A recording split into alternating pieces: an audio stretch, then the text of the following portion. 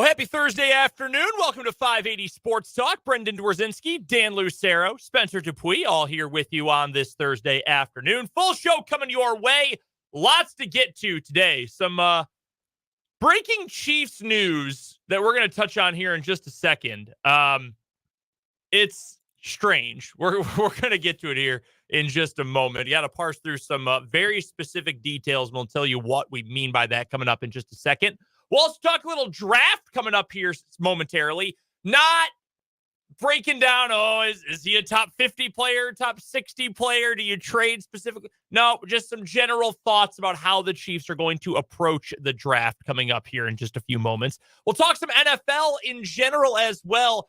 A lot of free agent QB chatter or otherwise available quarterback chatter around the NFL the last couple of days. So we're going to rank the best available quarterbacks, non-draft picks, coming up here in this first hour of the show, plus some college basketball talk. We got to it a little bit yesterday during Is It Good?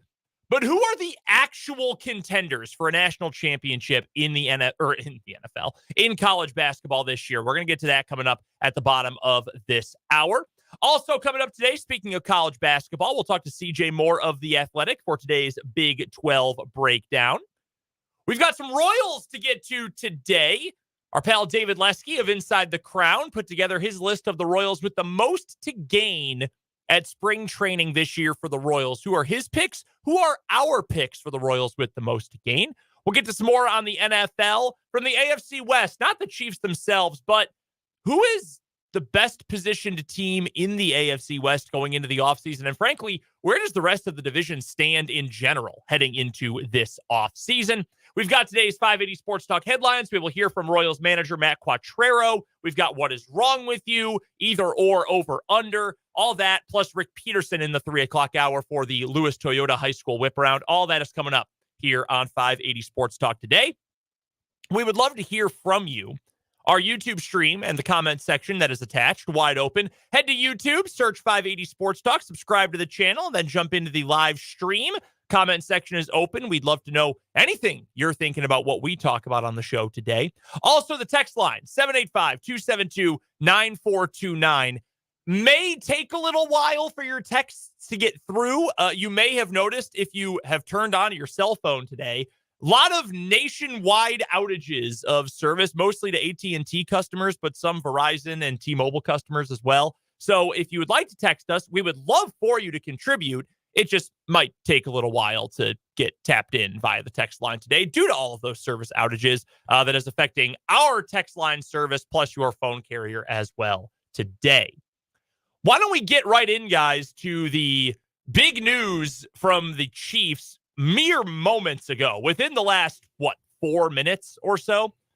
Initially reported by Jeremy Fowler of ESPN, Adam Schefter of ESPN on it as well. Others will be soon to follow. But according to Jeremy Fowler, sources indicate the Chiefs are signing free agent punter Matt Araiza. Now, who was Matt Araiza playing for now that he's a free agent? Who was he playing for before? He was with the Buffalo Bills.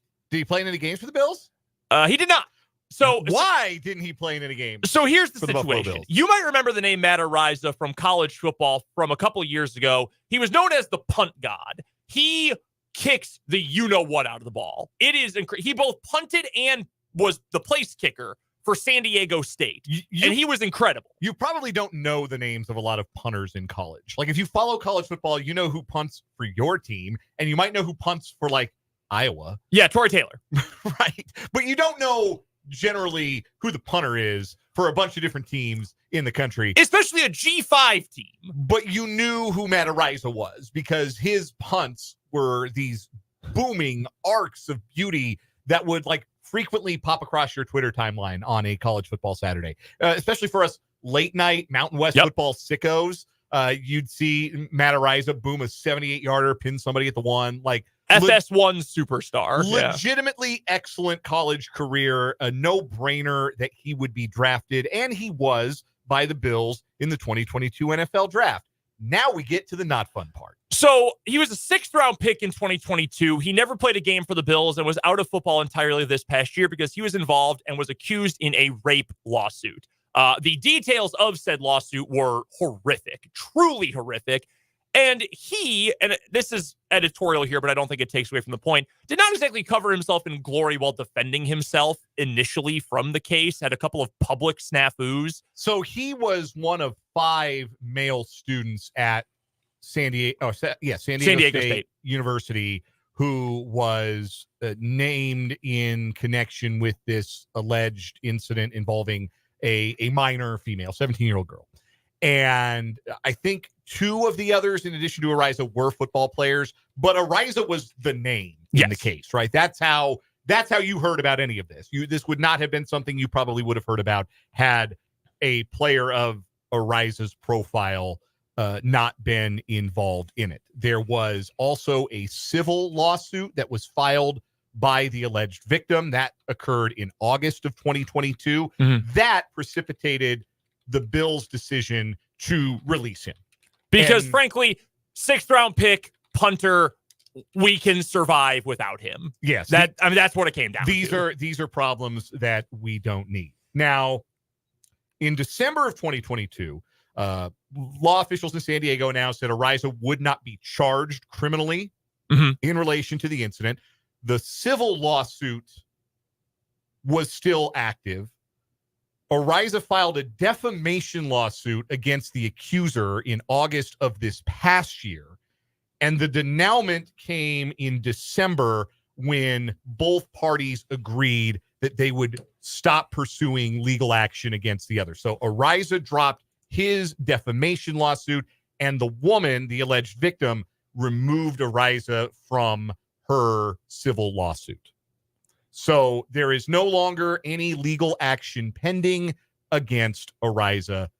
And now it looks like he's going to be, again, that happened in December of this year. This was like a 1.5 year long saga here. And it looks like the denouement is that he will get another opportunity to pursue his NFL career. And it looks like that's going to come in Kansas City. It's now confirmed by his agency, JL Sports. They tweeted 8 minutes ago, "We're proud to announce that our client, Matt Ariza, signed with the Chiefs. We are grateful to Brett Veach, Coach Reed, and the Chiefs organization for giving Matt this opportunity. He has been to hell and back in the last 18 months, and he has handled himself with grace." That's what the tweet from JL Sports says. We also have a statement from Ariza, same Twitter account. "I am proud and honored to sign a contract with the Chiefs. I'm thrilled to be able to continue my NFL career. I want to thank my family who've been my rock and my many friends who've been unwavering in their support. I'm excited to begin the next phase of my career with the Super Bowl champs." So there's a few important bullet points here. One is that he's not involved in this lawsuit anymore. Like, he's not being sued. He is not on trial for a sex crime, nothing like that. He is in the clear from that. And that is, whether you want to assume that he's a dirtbag, guilty, whatever you want to assume, the fact of the matter is he is no longer involved in a lawsuit for this crime. And thus it's over. He's not being investigated. Yes, the criminal investigation has, at the very least, concluded. His part in it has concluded. Yes. He is not being charged, and he is no longer, subject to litigation in this case. And so that's all factual. And certainly, if there is any kind of remark from the Chiefs in this regard, you can bet that will be the first thing in the press release. Yeah, and look, let's just be blunt about it. I am glad if the Chief, if anyone was going to sign him, that he is not facing any of this, that he is not going to possibly go to jail over it. Here's the fact of the matter. If there is any team in the league who is willing to take a guy who is looking for a second chance after a legal matter or some sort of criminal matter, it is the Kansas City Chiefs. And I am not saying that as a criticism. I'm not saying that as a pro-Chiefs thing. It is just the fact of the matter. Look at this roster. It's an Andy Reid thing. It is I don't think it's necessarily a Chiefs thing. I think it's an Andy Reid thing. I think this is Andy Reid's entire career. You go back to Michael Vick being the most prominent and obvious example of this, but Tyreek Hill, Frank Clark, Charles Omenihu this past offseason was facing a suspension. Everybody in the world knew he was going to get suspended in all likelihood for the allegations of domestic violence he faced during the playoffs last season, the previous season. So this is not out of character for an Andy Reid team and an Andy Reid Kansas City Chiefs team to decide the talent here in question is worth offering a second chance to. And I don't know if there's whether there's a right answer or wrong answer is kind of up to Matt Araiza, right? Well, yeah, no, it is. That's true. And look, Tommy Townsend's a free agent. He did not have his best year with the Chiefs this year. Mm-hmm. He is a free agent. Had a great Super Bowl. He did have a great Super Bowl. But punter is kind of a position where when you're paying your quarterback a lot of money, you kind of want to go cheap. And we talked about this in relation to Tyreek Hill. I use the phrase on this show a lot in relation to Tyreek Hill. This is the open box special. This is, and this is not an original thought. Bomani Jones talks about the open box special all the time on his podcast. The open box special, like when you go to let's say you go to like Best Buy or whatever, and they've got the TVs that are already on display, and they might have been bumped and jostled a little bit, and they've been out there, and so the box is open. Mm-hmm. You get that TV for cheaper than you do for the one that hasn't been outside the box, right? Mm-hmm. It's the open box special. So that's what the Chiefs might be getting here in a punter who, I mean, we don't know. He hasn't played a game in 2 years, but if he's still got elite punting skill and the Chiefs get him for a song, that is an open box special. And again, not out of character for the Chiefs. I have a scenario here. So if they do re-sign Tommy, excuse me. If they do re-sign him, could we see like what happened in Baltimore a few years ago when the Ravens picked up former Marshall Place kicker Kari Vedvik, and they tried to trade him in the preseason? I would say, so 2 reasons I would say no on that. One, that's going to go down for the Minnesota Vikings as maybe the dumbest trade of the last 20. Like, they gave a 5th-round pick for a guy who never played a game for them. Yeah. Like, I genuinely think, and it's nothing against Kari Vedvik, because he did have a good camp that year. I remember. That was a big deal.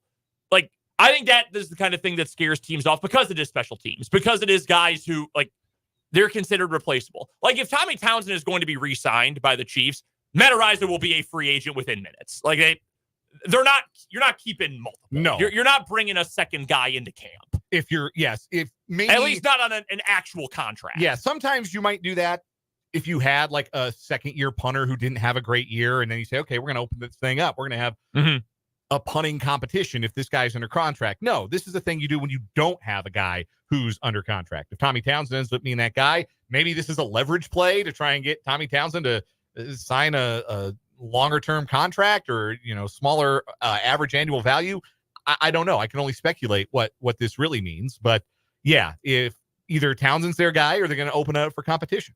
Yeah, so it's a very Chiefs-y move, and that this time that comes with a negative connotation. But again, I mean, if he's been cleared legally, then it's open season on bringing a guy like that in. But if you're a Chiefs fan, be prepared. People are going to make comments, going to make jokes, which you shouldn't make about a case like this anyway, but that doesn't stop people ever.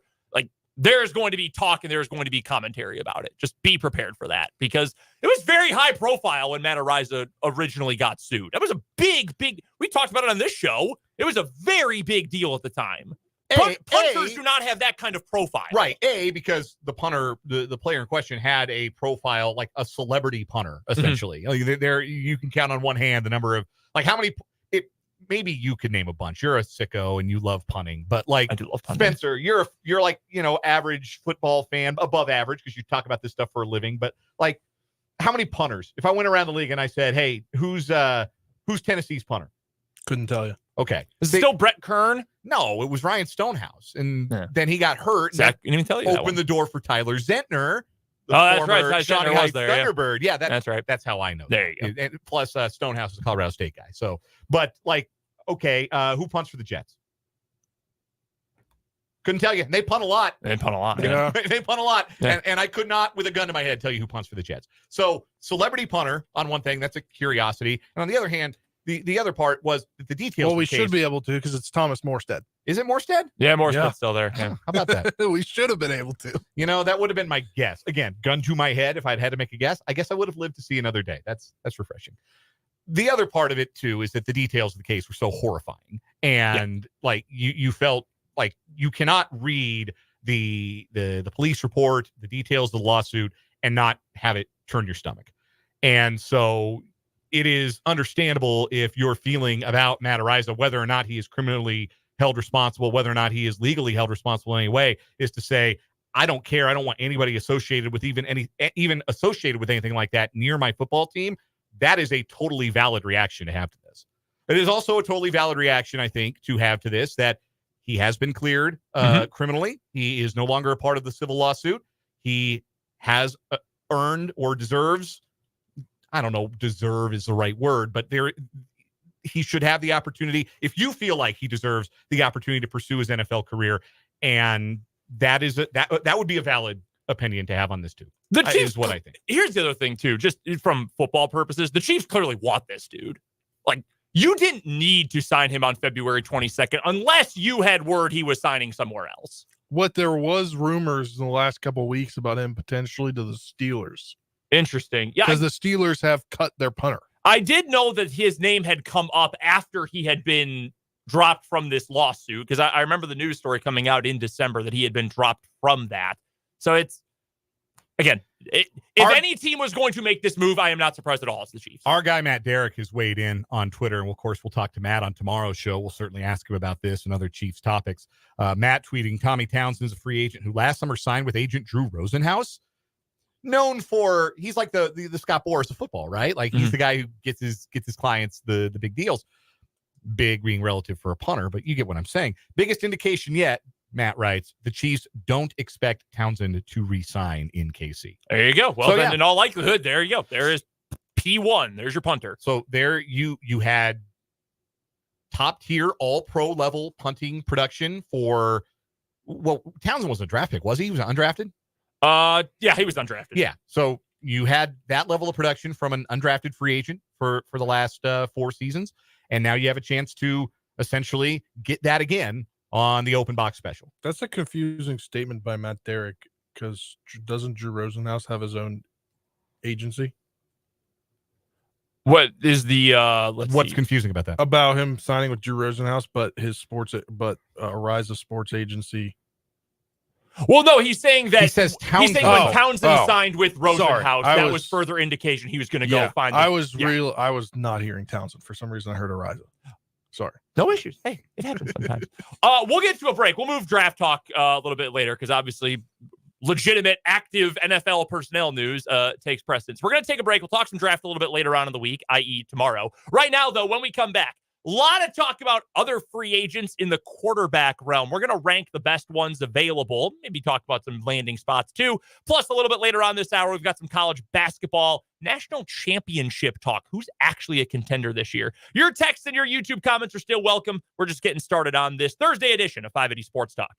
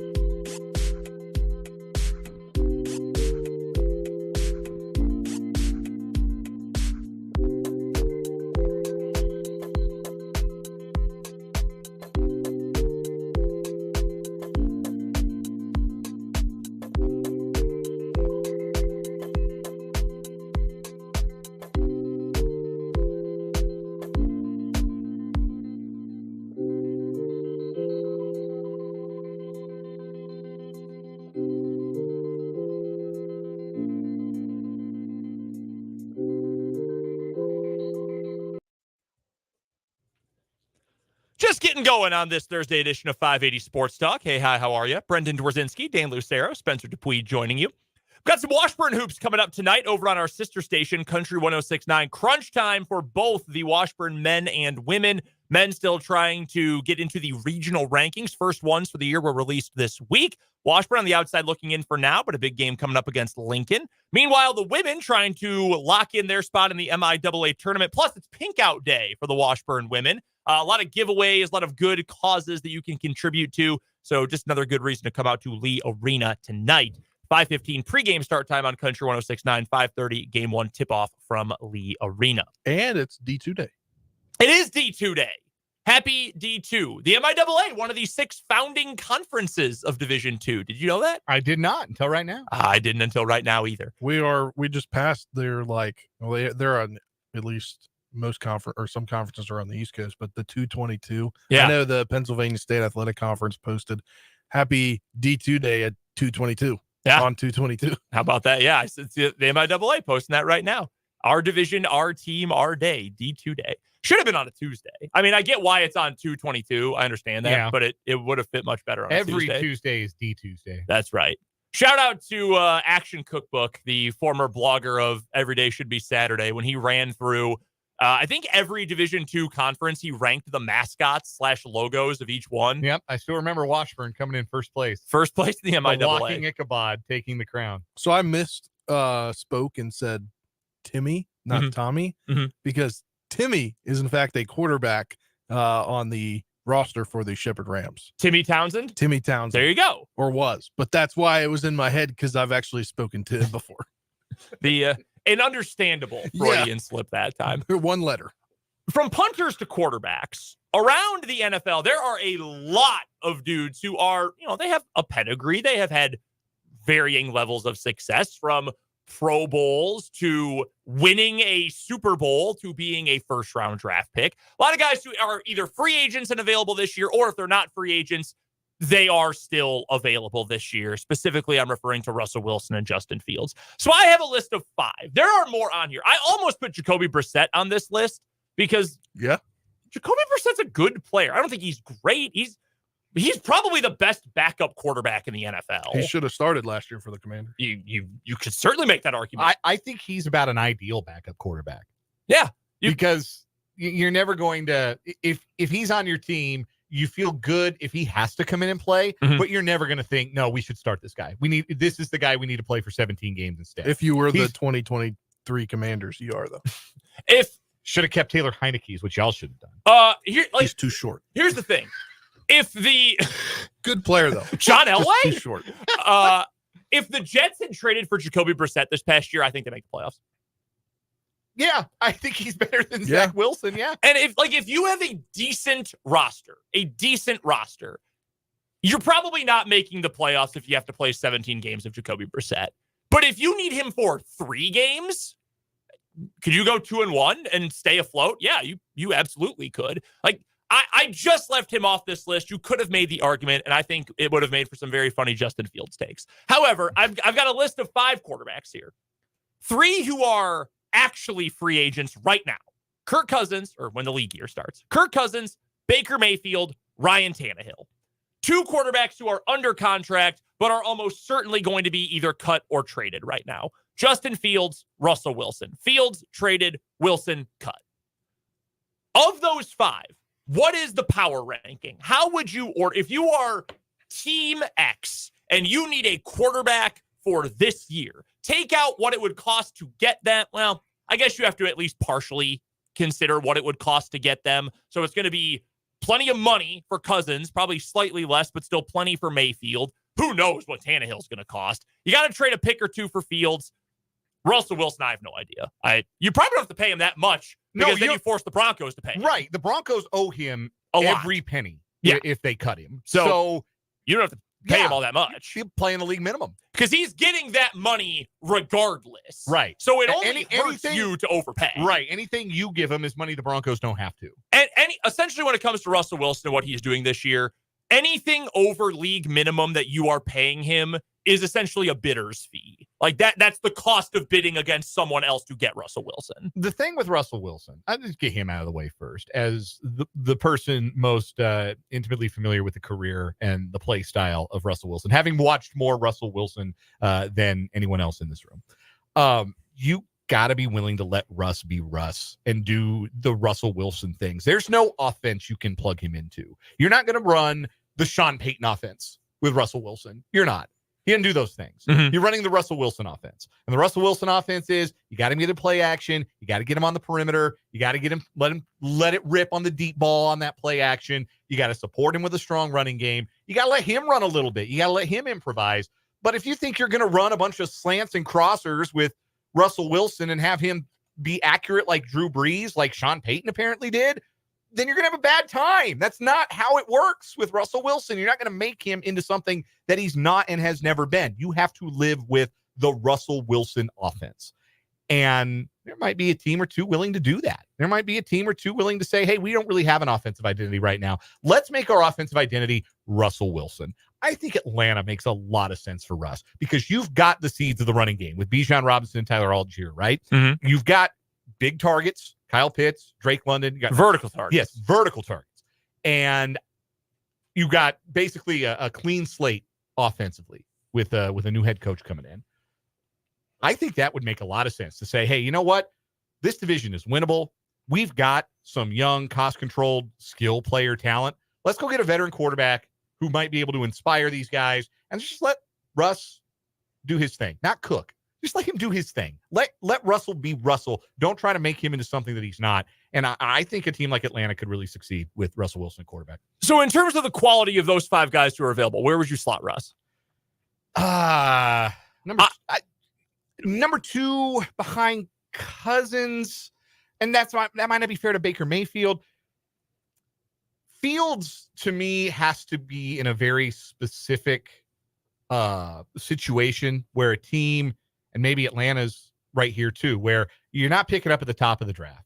So the quarterbacks that might be available to you, you don't love, but you would like to maybe try to develop a young quarterback and give it a shot for a year or two. Because I'm assuming whatever team trades for him picks up his 5th-year option. I would think. So you give it 2 years with Fields and feel like, okay, we're going to give it this year. And we're just going to see. We're just going to see if it works out. And if it doesn't, we'll draft a quarterback next year and we'll do this all over again. But I don't see a team at the top of the draft doing that. That has to be a team who says, man, we've looked at all these quarterbacks and none of them are it. And the ones that we really like aren't going to get to us. So if we want to take a shot on some upside, this is the play for us. Maybe so that's Pittsburgh. Yeah, maybe that's Pittsburgh. That might be a great example of that. Tannehill's cooked. To me, Tannehill completely cooked. I don't think that's anything more than a backup. Yeah. I mean, agree. My list reads Cousins, Mayfield, Wilson, Fields. I have Brissett above Tannehill. I think that's entirely fair, and I honestly probably would have had Brissett above Tannehill too. The reason that Tannehill keeps getting connected to Pittsburgh is Arthur Smith. Yeah. Because the best years of Tannehill's career were with Arthur Smith as his play caller and his offensive coordinator. Smith is now in Pittsburgh. I understand it.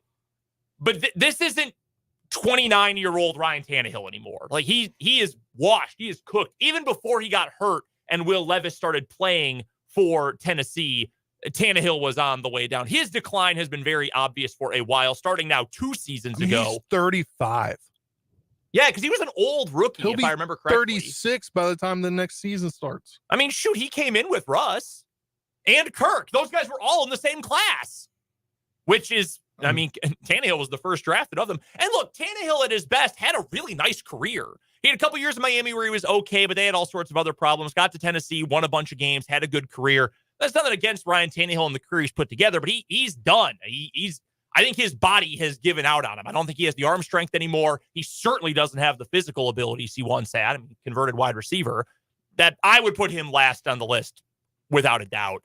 Shockingly that he's 35 only because he just seems like he's the most like regressed already. Yeah, no, I see what you're getting at. And he's just had kind of a weird career when you talk about how much he played or didn't play when he was in Miami, because he missed a little time at the end of his Miami stint. Missed some time early when he was with Tennessee. Only played or started 10 games in 2019, his first year with Tennessee. He was comeback player of the year after an injury the year prior. But he does seem younger. I agree with you, but I would put him last as well. I'm putting Cousins first, but I don't know what Cousins is going to be like after an Achilles tear. Yeah, that's the big question, right? He at least looks spry already. I mean, did you see him at the NFL Honors? Yeah, that's true. He was dancing around, so that's hope that he can move around well. When did Marino tear his Achilles? That was pretty late in his career, right? When he tore his Achilles? I think you're correct. I thought it was the ACL earlier, and then it was 93 is when Achilles, Marino tore his. Yeah, and they came out back in 94 was pretty great. So that was 11 years into his career. We're 11 years into Kirk Cousins' career. So, but we're also talking about literally Dan Marino. That's true. And the thing that will help. I'm just saying that Marino came back physically roughly the same guy. And like, I'm not saying that Cousins is going to put up Marino numbers or anything like that. But I think given medical advancements since 1993, we can assume that I don't think that Achilles injury is going to take anything away from what makes Cousins. I think for me, better or for worse. No, that's fair. I mean, he's a dart thrower. Like he is not a major dance around guy. He's functional in the pocket, but he is an accuracy guy. That is Kirk's thing. He's got a decent arm. He can move around in the pocket well enough, but he is going to beat you with the accuracy. That's why advanced metrics have always loved Kirk, because he never throws incompletions unless it's, prime time and he throws them to the other team. I would put Wilson and Mayfield even. And I love Baker. I still think Russell's got more left than what we saw in Denver. I mean, it was just such a you-know-what show the last 2 years. I would put them on equal footing, though, because I think it's the same kind of thing. You were just describing how Russell Wilson needs to be in a Russell Wilson system. I think that's why Atlanta makes sense, because you can lean a lot on your run game, an okay offensive line, and you've got not just good big targets, you've got good vertical targets. Drake London will beat you deep. Kyle Pitts will beat you deep and will beat you outside the numbers. Those are things that are going to help Russell Wilson. Baker needs to be in a specific system.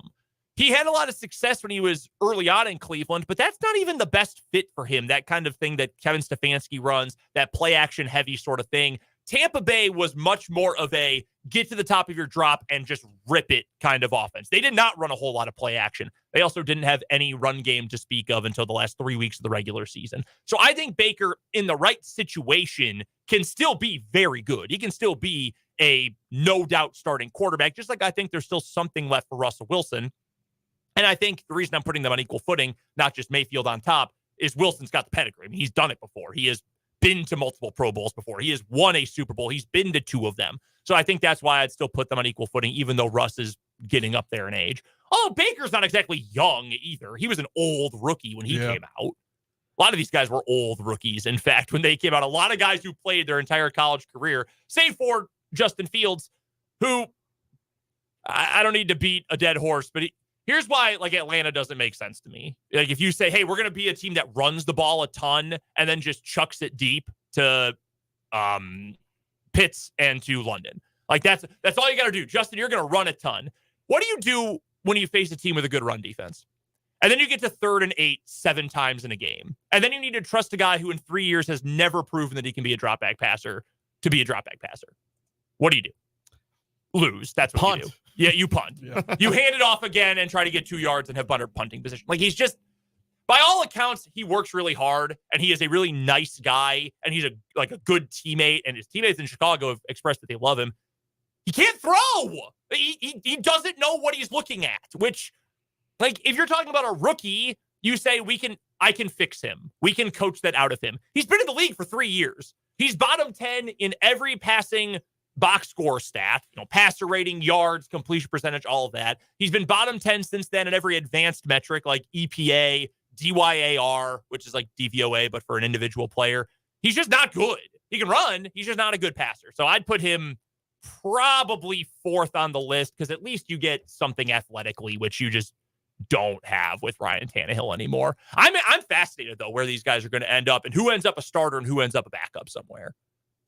Tannehill and Pickett as a quarterback room is hideous. No, that's vomitous. That's gross. I took a loss on my Kenny Pickett stock this year. I have sold all of it, and that'd be gross in Pittsburgh.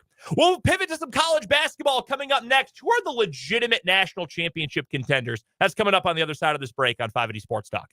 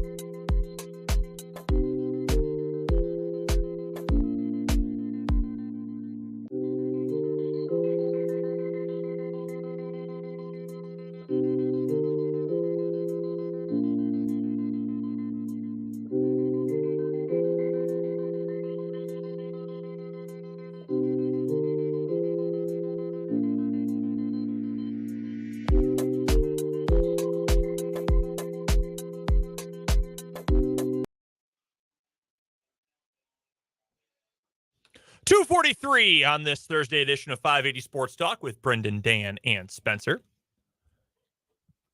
No college hoops action tonight locally. It is America East Thursday for those in the know. But we talked about this a little bit yesterday during Is It Good? And it got me to thinking. Very simple question.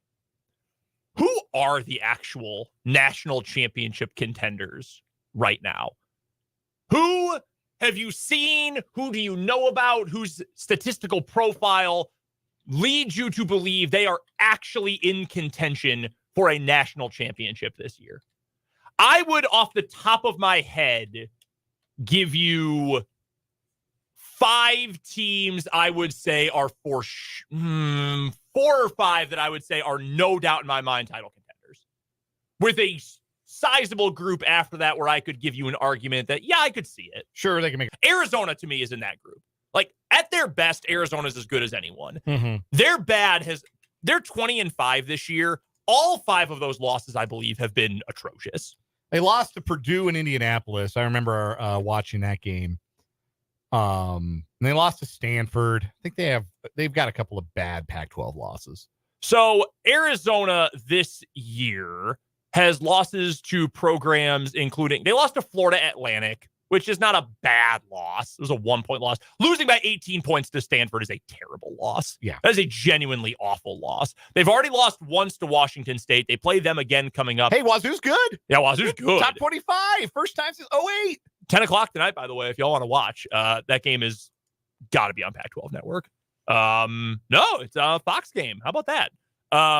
So Arizona, I don't have a whole lot of trust in, but they're a team where I could say, yeah, I could see it. I mean, shoot, I've seen Marquette play at its best. I think that's possible. You could see them making a run. I don't think they will, but I could see it. So who's in the elite group for you? Who's in the inner circle of title contenders? UConn. Yeah, they should be number 1. They did it last year. They've got most of the same guys. They got really good guards. They got a bunch of shooters. They got a big guy in the middle who's a real problem. Like, they really good coach. Yeah, they really have everything. Like, it's it's a lot harder for me to come up with a demerit for UConn than it is to come up with a demerit for really just about anybody else. That's why I think they stand, maybe head and shoulders is an exaggeration, but I do think they're the favorite. They deserve to be the favorite. Purdue is on that list for me, but do I trust Matt Painter in March? Absolutely not. Do I trust their guards in March? More than I did last year, but still have some problems with, like, what if Foster Lawyer no-shows? Like, what if Braden Smith can't stop turning the ball over in the clutch? I've seen that happen with those guys. I've seen those movies. I saw it against the 16 seed last year. So, like, I have some concerns about Purdue, but they do have maybe the National Player of the Year in Zach Edey. So they're on the list. I talked about my concerns about Houston earlier, but great guards, tough-minded, well-coached, veteran coach. Houston's on that list. I said I think Kansas can win a national championship. They're on that list for me. North Carolina, it was on that list for me, no doubt. And then they kind of, they've had a couple of iffy losses. I have no idea what to make of the ACC. Both Duke and UNC are top 10 KenPom teams. I have no idea if either of them are really that good. I kind of felt like North Carolina was, because they were killing people. And then they lost to Georgia Tech. Yeah. What? So, like, North Carolina isn't one of those fringe teams for me. Auburn's a fringy team because they got a dude. Janai Broom is a dude. Oh, yeah. And they have, like, they defend. They got a veteran coach. Where's Baylor? Really young. Like, I like, they got high-end talent. Yep. And they got a coach who's won one before. Fake title. Like I said, COVID title. It is, doesn't count. That's true. Like I said last year, or yesterday on the show, I said, I think they're like Creighton to me. Like, would it shock me if they shot their way to a Final Four? Not necessarily, but if the 3-pointers aren't falling, what is your solution? Yeah. And they're the best 3-point shooting team in the country. Baylor is. So that may be less of a problem for them than it is for anybody else.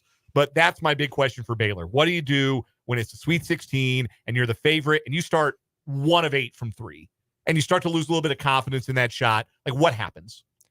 The thing that worries me about Baylor is, when is the last time a team with that young of a core, and I don't mean young talent on the roster, I mean a young core. Yeah, Jacoby Walter's a freshman and Yves Missy's a freshman. I mean, those are 2 of their 3 best guys. Arguably, they're 2 best guys. When's the last time a team won a title like that? Also, they're 87th in adjusted defense in KenPom.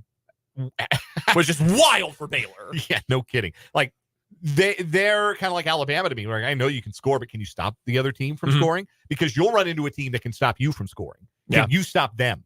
The team that comes to my mind is 2012 Kentucky, which also had Anthony Davis, who had one of the best college basketball individual seasons ever. He's as good a one and done as there's ever been. See, the best one and done there's ever been? Tim or Mello. Freaking Mello. Yeah, no, Sorry. I mean, that's the argument. No, I get it. I mean, that is the argument there. Like, you go up, and since that team, I'm counting Louisville as a national champion. They had a bunch of veterans on that team. Peyton Sieville was 34 years old on that team. UConn under Kevin Ollie. So funny he won a national championship.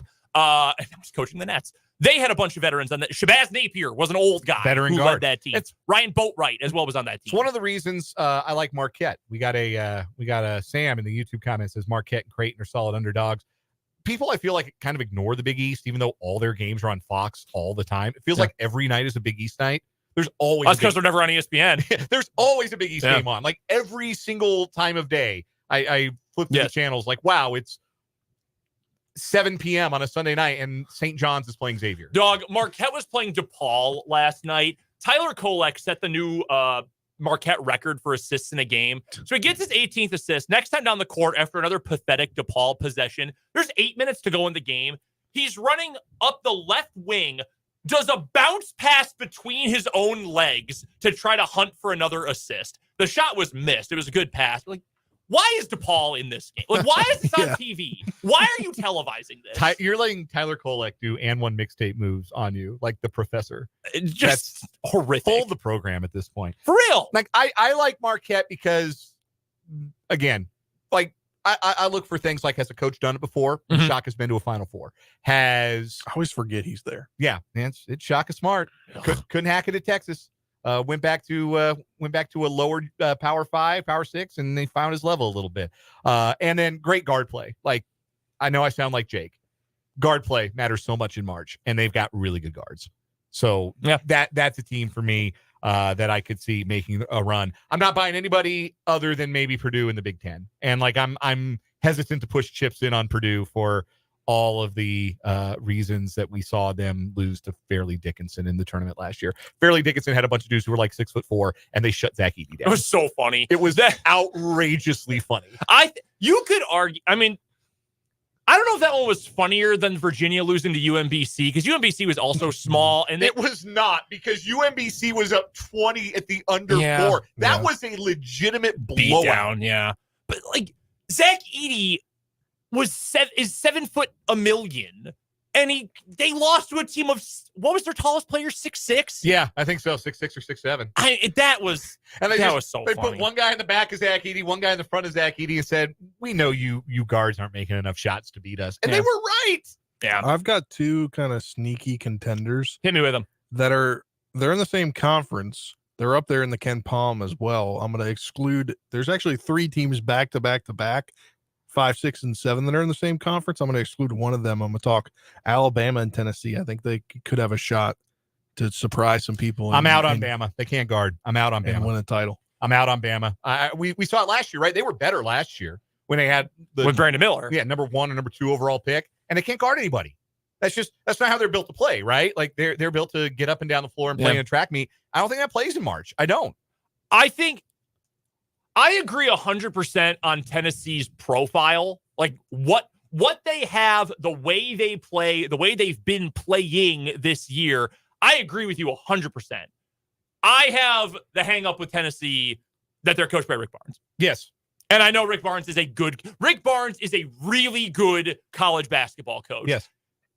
It's 2024. If you believe in Rick Barnes still in the tournament, I don't know what to tell you. I will not be able to convince you otherwise. He had Kevin, the baddest man ever to walk into Allen Fieldhouse, Durant, and they lost in the second round. And that was the moment I gave up on Rick Barnes forever and always. Even though I know he's been to a Final Four. He went to a Final Four, Texas, TJ Ford, shout out. Yeah. I have trouble. I have a lot of trouble with a lot of these coaches in March. Yeah. Either it's a style thing or it's a past performance thing. But like, that's who everybody is until you win it. That's who Scott Drew was until he won the fake COVID title. That's who Tony Bennett. That's who Tony Bennett was. Tony Bennett was the coach that lost to the 16. Yep. Tony Bennett was the coach whose stuff didn't work in March until it worked in March. Maybe this year that's Matt Painter. Maybe this year that's Bruce Pearl. Maybe this year that's Rick Barnes. A couple things from YouTube here. And to that point, Christopher mentioned that, hey, look, heading to Virginia, Purdue came back. Or, no, I'm sorry, it wasn't Christopher who mentioned it. It was Christopher made a very funny pun with the Fairleigh Dickinson name. It was Sam who brought up Virginia lost to UMBC as a 16 seed, came back. Everybody on that team came back. They won a national title the next year, that's what you're hoping for if you're Purdue. Scott Van Pelt said that in an interview with Zach Edey literally last night. Like, hey, it happened to Virginia. Maybe it'll happen to you guys. That's seriously how he ended the interview, talking about that last night. So Sam also added, by the way, can we play pre-taped audio of Jake saying Kansas State won the NCAA tournament since they're not even going to make the dance this year? We did not get pre-taped audio of him saying that. We should have. That one was a bridge too far. That was a little much. So I'm going to ask CJ Moore this when we have him on later this afternoon. So I'm going to put the question to you guys. I give you 4 slots. You got to take 4 teams, and I get and the rest is the field. But you got to feel comfortable with 4 teams. We got a minute to do this. 4 NCAA teams. The rest is the field. You think one of those 4 is going to win the national championship? Who are your 4 teams? Spencer, go first. Kansas, Purdue, UConn, and Houston. UConn, Houston, KU, Creighton. Creighton is fascinating. I want one high variance. I want one of my teams to be able to shoot the lights out, though. I'll be different. I'll put North Carolina instead of Purdue, but Houston, UConn, Kansas with them. I'm still taking the field with any of those 4 groups or any of those 3 groups. I still take the field. I limited it to 4, but yeah, I feel like I would still take the field too. Yeah, it's a good year for college basketball. It really is. By the way, shout out to our guy Jay Hawker. He corrected me. That Duke team that won in 2015, they were very freshman heavy. Yeah, very young team. Check that on saying it was Kentucky. But since then, it's been all veteran teams. Still waiting on Jahlil Okafor's NBA breakout, by the way. One of these days. It's coming. Coming up in the 3 o'clock hour of 580 Sports Talk, Rick Peterson will join us for the Lewis Toyota High School Whip Round. We'll also talk a little Royals baseball plus either or over under. That's coming up on 580 Sports Talk.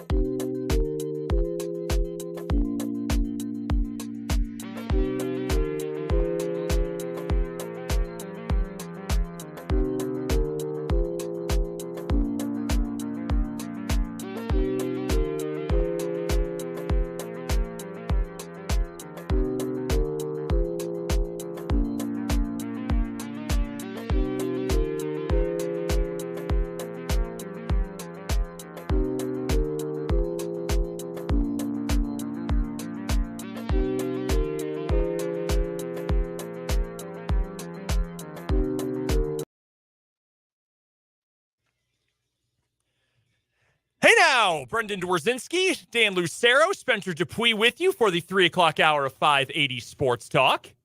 Just beat the buzzer. Had to step out for a moment. Would you like me to carry things for a little bit? No, I'm good. While you catch your breath? No, we, I'm in fact, amped. did JB on YouTube. We, in fact, did not strike. Yeah, no, I am back. We are ready to go, raring to go. News done.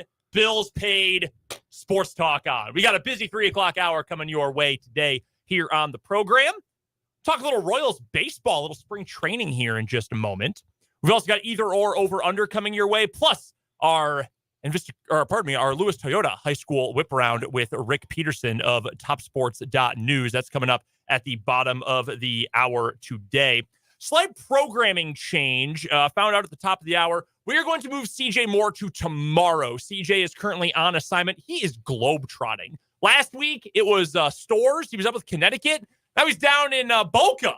Yeah. Yeah, I think he did say that last week that he was headed down there. Yeah, that's true. He did. He's going to go talk to Dusty May, get the 4-1-1 on Florida Atlantic, one of the best teams, one of the most exciting teams for sure in college basketball this year. So that is where CJ is today. He will join us coming up on the show tomorrow for the Big 12 breakdown instead. So just a slight little change in the schedule today. We would love for you to be a part of the show. Hit us up on the text line, 785-272-9429. Or you can jump into the comment section on YouTube. 580 Sports Talk is the name of our YouTube channel.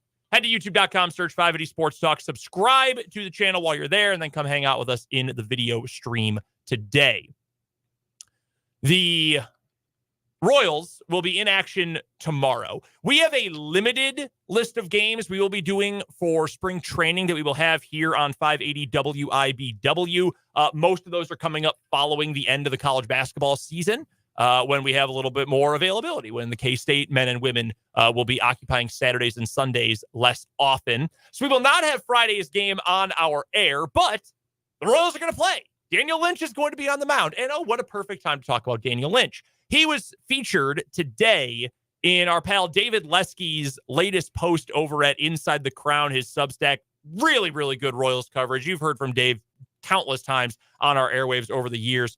And today, over at Inside the Crown, he has his list of the Royals players who have the most to gain this spring. Which Royals have the biggest opportunity here this spring? So I'll run you through his list really quick before we get to our picks. He went with a couple of prospects at the top, Mason Barnett, Chandler Champlain, two guys who are not, in all likelihood, going to end up making the roster, but it would help them to have good springs and maybe might have the Royals looking at them with a different kind of eye coming up over the course of the year.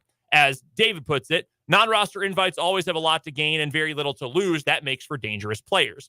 As for guys who are fighting more realistically for a spot on the 26-man roster, and I believe this is in alphabetical order. Yes. Jake Brentz, relief pitcher.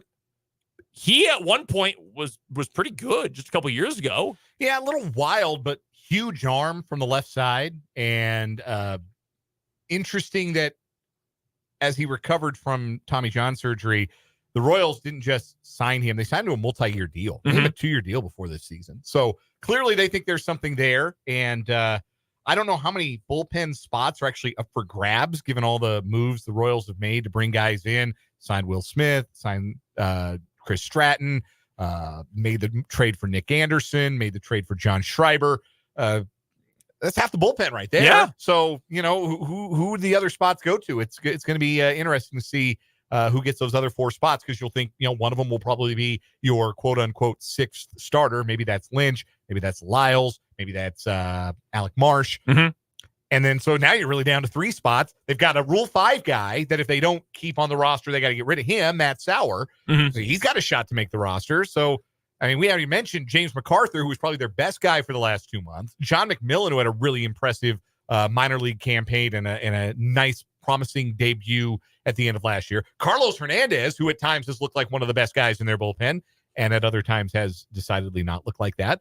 And Brent's. So, yeah, it gets crowded there pretty quick. But Brent's certainly a guy with the stuff to make an impact. And he's added a new pitch to his arsenal as well. Annie Rogers, over at MLB.com. Added the split change to his arsenal. One of my favorite genres of spring training stories. You have the best shape in his life stories. Yep. You also have the pitcher has added a new pitch stories. Those are always my favorite. Yeah. Which, hey, when it works, it's awesome. Sometimes it doesn't always work. So Jake Brentz is on the list. Nate Eaton. He was terrible last year. 4 for 53 at the plate last year. He stunk. He was big old buns. But as Dave puts it, he's still the guy who he was in 2022 when he made a strong impression and has a chance to get back into the good graces of the organization with a big spring. I am not holding my breath on that, but sure, Nate Eaton, put him on the list. Maikel Garcia.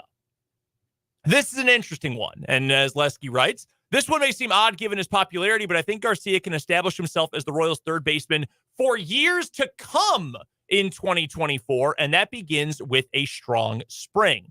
Not a guy with a lot of pop for a corner infielder, but he's got speed. He's got the glove. He can hit well.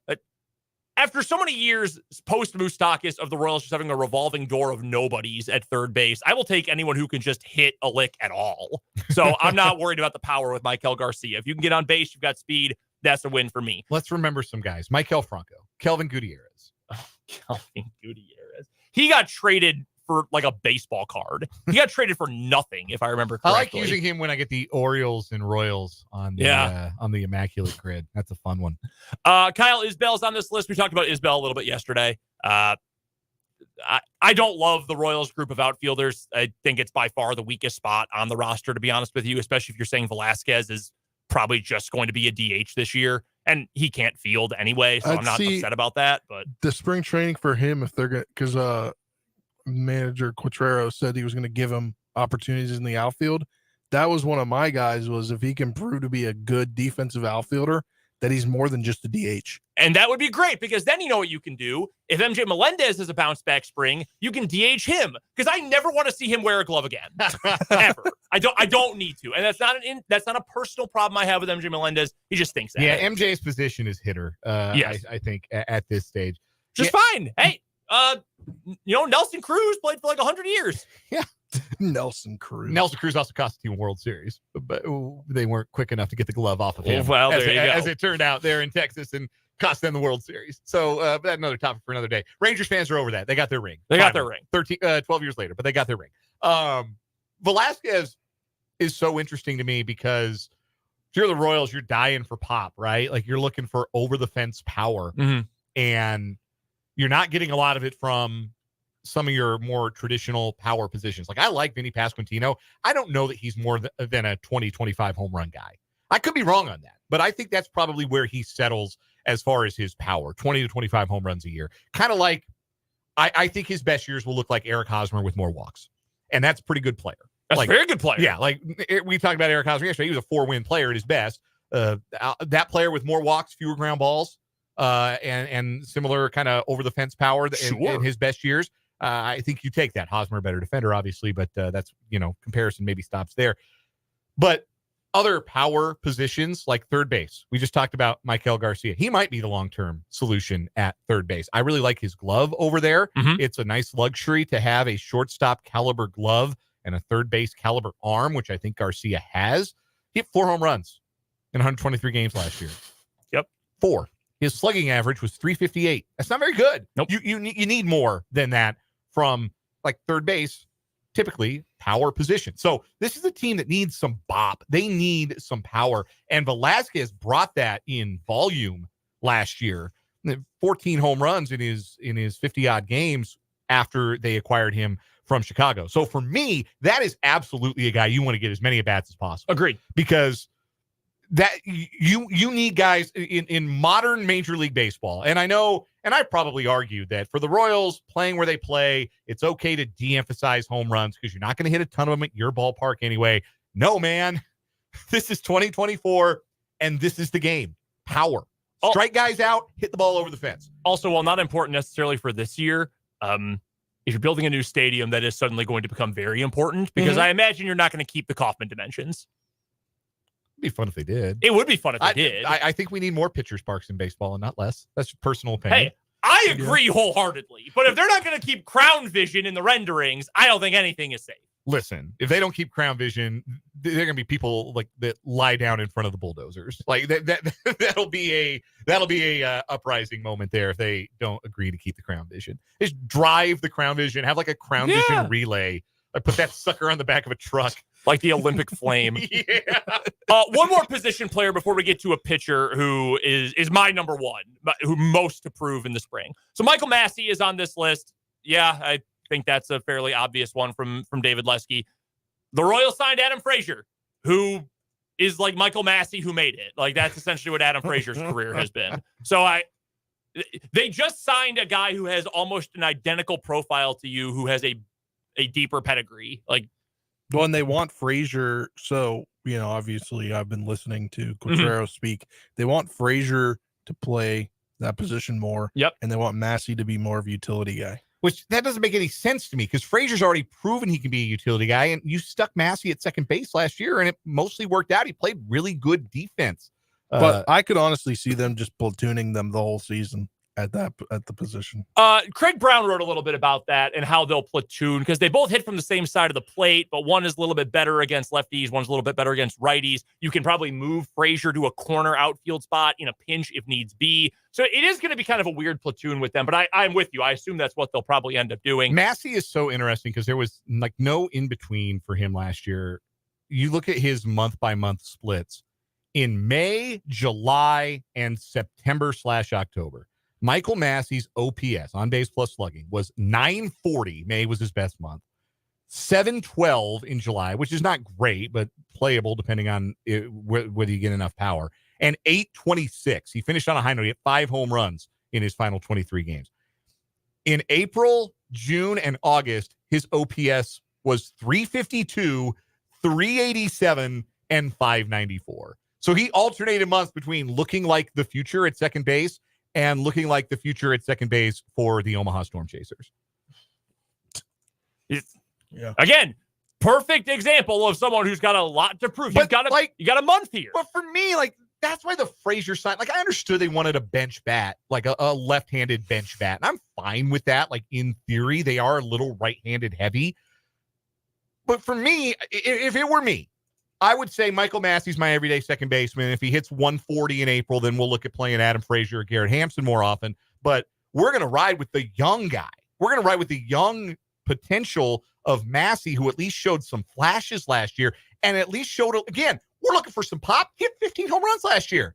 15 home runs for your second baseman. And that's with having 3 months where he didn't hit a lick. I don't know, man. Yeah. I think there's something there with Massey. I think they're a lot better served to give him a lot more of that run at second base. They running Adam Frazier out there to start 20 times in April will be a very Royals thing to do. And again, that fits the point perfectly. I would love to see Michael Massey over the next month look great. And he earns that job. He wins that job and relegates Adam Frazier to being super utility guy off the bench. That would be great. I hope that is what happens for him.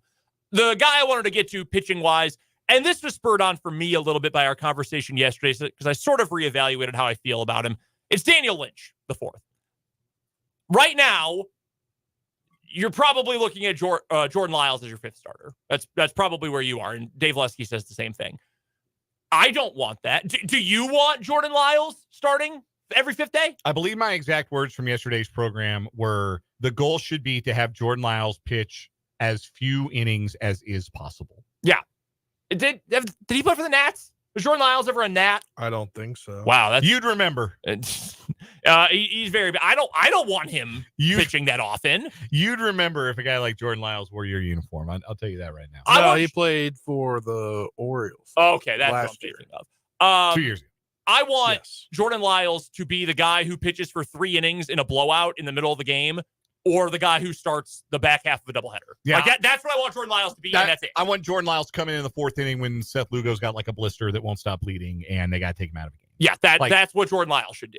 So to make sure that happens, who needs to perform at their best? Is it possible Marsh earns that spot? Sure. Could Angel Zerpa figure something out? Probably not, but let's throw him on the list too. The one who's most likely able to usurp that 5th spot from Jordan Lyles is Daniel Lynch, the 4th. That I don't think there's any disagreement about that. Look at the stuff, look at the profile, etc. And as down as I've been because of the struggles he has had and the fact he hasn't been able to put it together, he is still the one who's got the best opportunity to grab the bull by the horns and take that 5th spot. He's the healthiest too, right? That's the thing. Like Chris Bubich isn't all the way back from his arm surgery, and we might not see him pitch in a competitive game until mid-season. I think Jonathan Heasley's out of the organization. Jonathan Bolin, I don't think is really that guy. But again, this is why the dynamic has changed for the Royals going into this season compared to last season. Because I get that from Royals fans, there is a whole lot of, we got to see it. We got to see it to believe it. Not buying any stock yet. This is still the same old bunch of bums that lost 106 games last year until they prove otherwise. I get that. That is an entirely reasonable and understandable viewpoint to hold if that is, in fact, the viewpoint that you hold as a Royals fan on February 22nd, a month and change out of the start of the season. But the reason the dynamic has changed is that last year, like, Brady Singer had to pitch like an ace, and Chris Bubich had to be it, and Daniel Lynch IV had to be it. Those things all had to happen, and then when none of them did, what happened? They lost 106 games. So this year, you don't need Brady Singer to pitch like a number one. You need to pitch like a mid-rotation guy. You don't need Daniel Lynch IV to make 35 starts. Maybe he only needs to make 25 starts. You don't need, gracious, we lost 4 games in a row because our other 3 starters shouldn't be in the major leagues right now. And Zach Greinke went 4 1/3 yesterday, and the bullpen blew it for him. We have got to stop this before it becomes a 5-game losing streak. And Jordan Lyles is on the mound. Like, that is no longer the case, right? When we talk about the floor being higher, part of that means that you are less reliant on breakouts. You are less reliant on guys hitting like their 90th percentile projection. If Daniel Lynch IV can be a number 5 starter, and I believe that is a reasonable ask for a guy with the prospect pedigree that he has, then A, Jordan Lyles isn't in your starting rotation, and we'll play Pitbull if Lynch makes the rotation over. The day that Lyles is bumped from the rotation, we'll just play Pitbull the entire show, probably.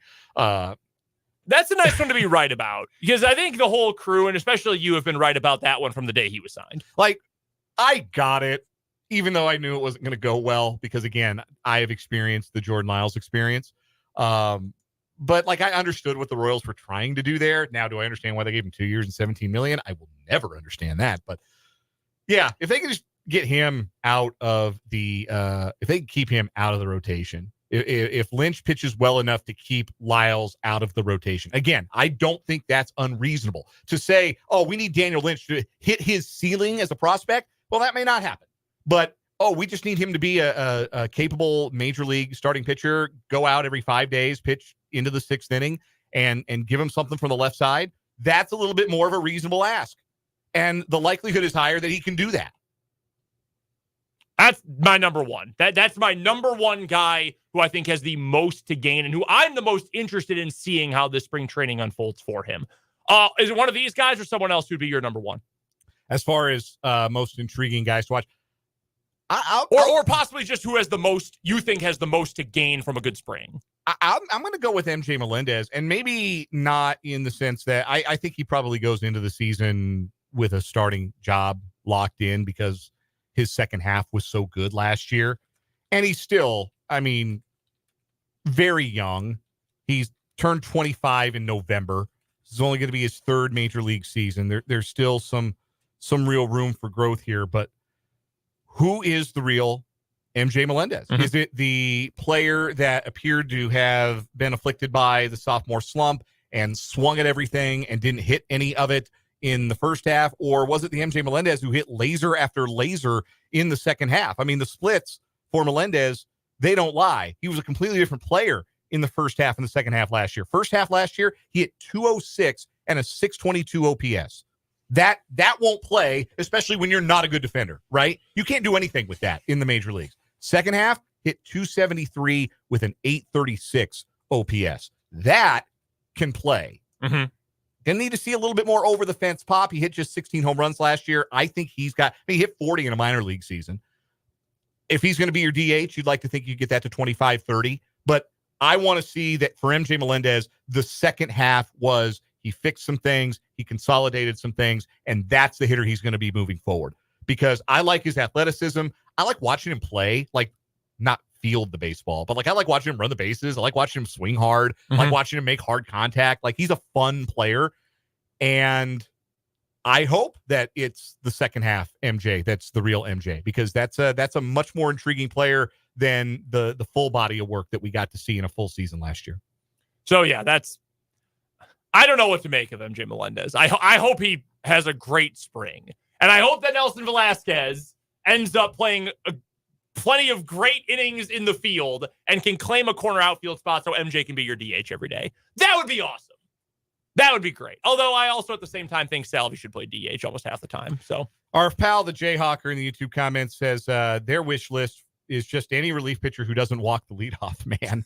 I have wonderful news. Amir Garrett no longer with the club. Yeah, that's true. Amir Garrett was the all-time. Like, they should have just saved everybody time and started innings with a runner on first anytime he came in. Jagger also added, Royals pitchers walking the leadoff hitter drives me, all caps, nuts. I want to address this. I'm not upset with JB in the YouTube comments, but I'm upset that this thought popped into anyone's head and thus into my head. You're mad at him for making you think this. Yes, that is what I'm upset Which about is here. not really mad. No. Yeah. Wondering if Sherman trades everyone in May and all of this was for a stadium vote. If that is the case, I will not say another nice thing about the Royals. For the record, I'd give that about a 1% chance of happening.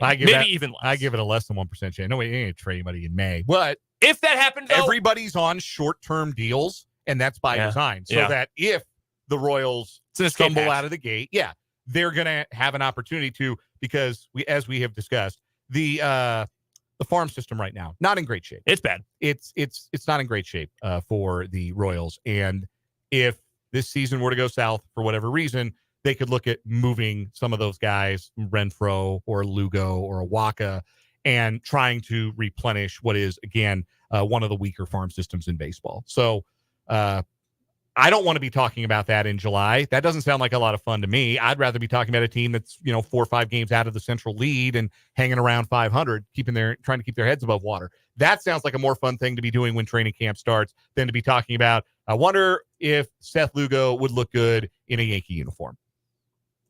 So let's all root for the former outcome and not the latter there. I'm with you 100% on that. Strictly for the sake of it being good for business. We'll talk some high school sports later on this hour with Rick Peterson. We've also got either or over under, and that's coming up next right here on 580 Sports Talk.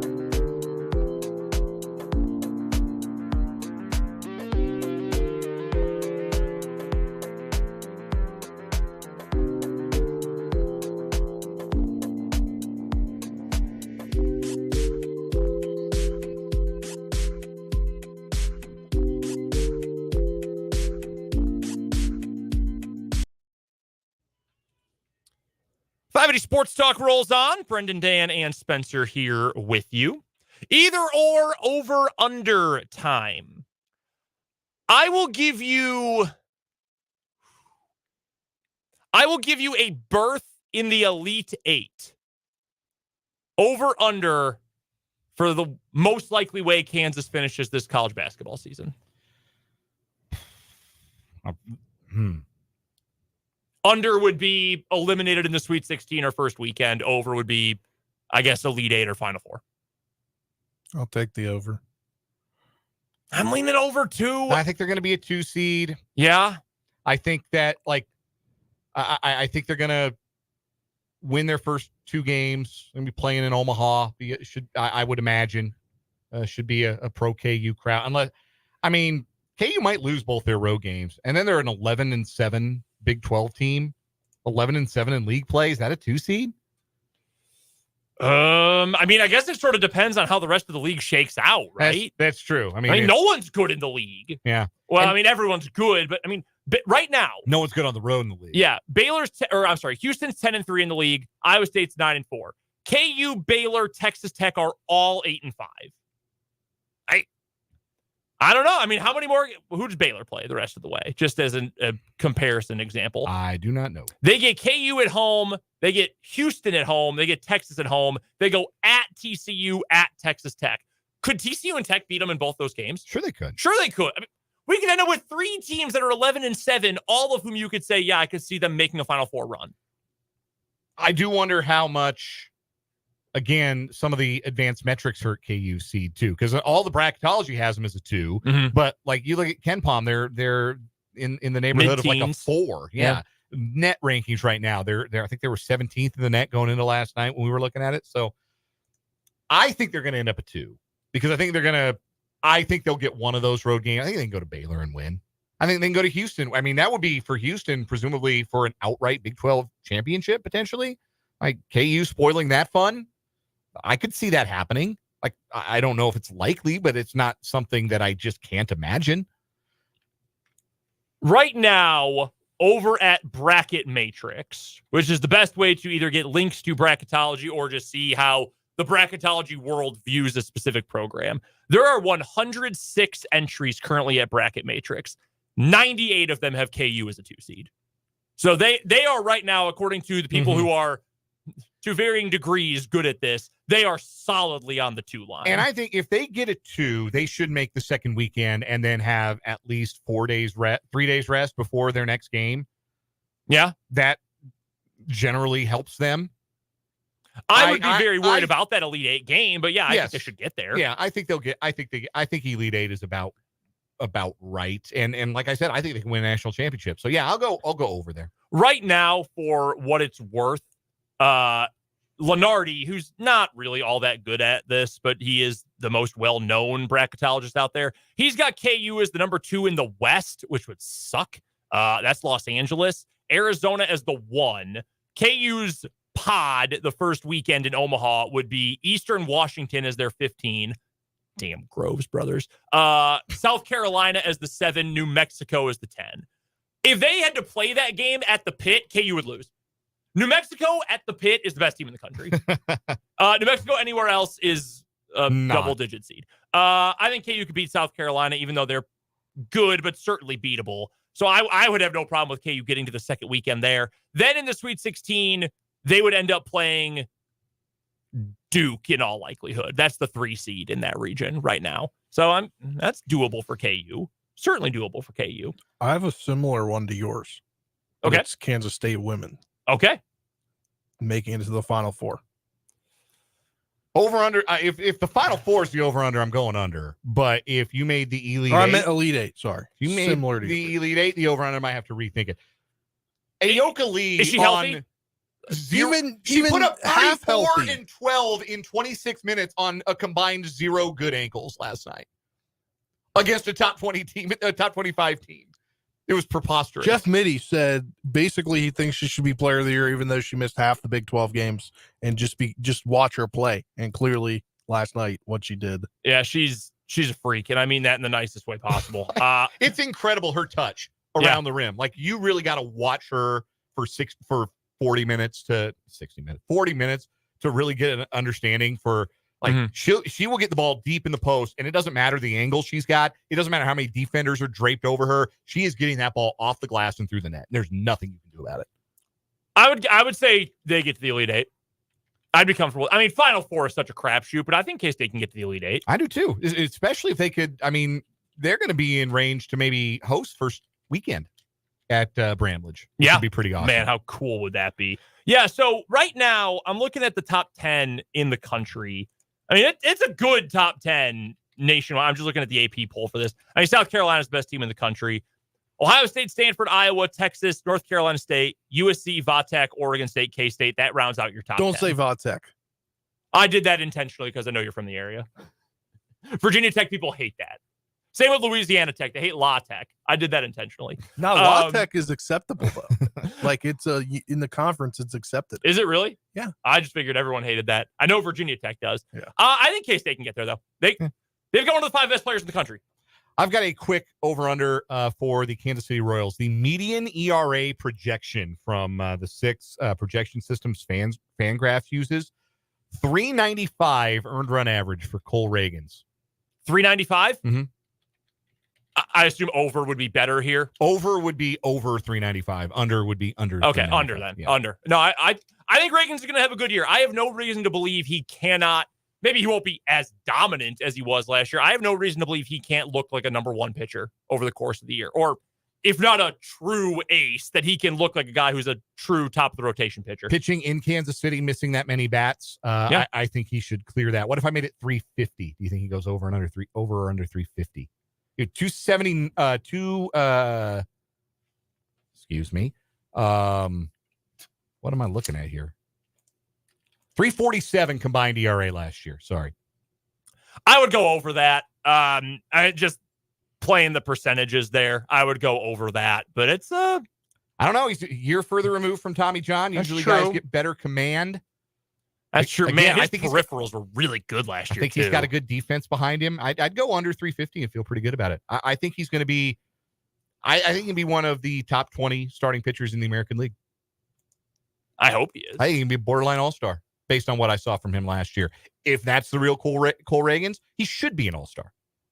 I would like to believe that's the real Cole Reagans because he wasn't with the Royals all that long. He only made 12 starts. Yeah. It's not like the Royals staff could taint him. Yeah, it's not like they did 6 stars. You know, it was like 6 stars, but they were really good. No, it was like 2 months. He was the best left-handed pitcher in the American League. Or frankly, what we've seen from Singer and Bubich over time, which is glimpses of, wow, these guys are great, but then long stretches of what the hell. Now, it's fair to note this is an entirely new coaching staff and new pitching coaching staff. Maybe things are really different. Maybe Cole Reagans is a great test case of that. Might be.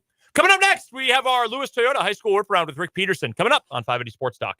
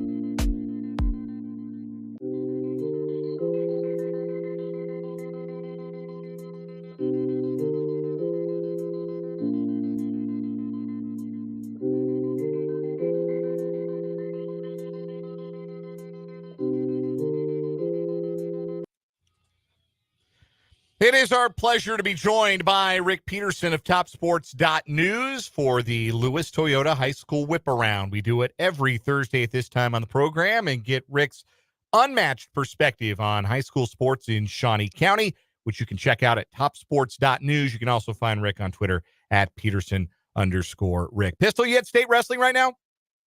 No, going down bright and early in the morning. Hey, that's all right. That is obviously the big event this weekend. The state wrestling meet is underway.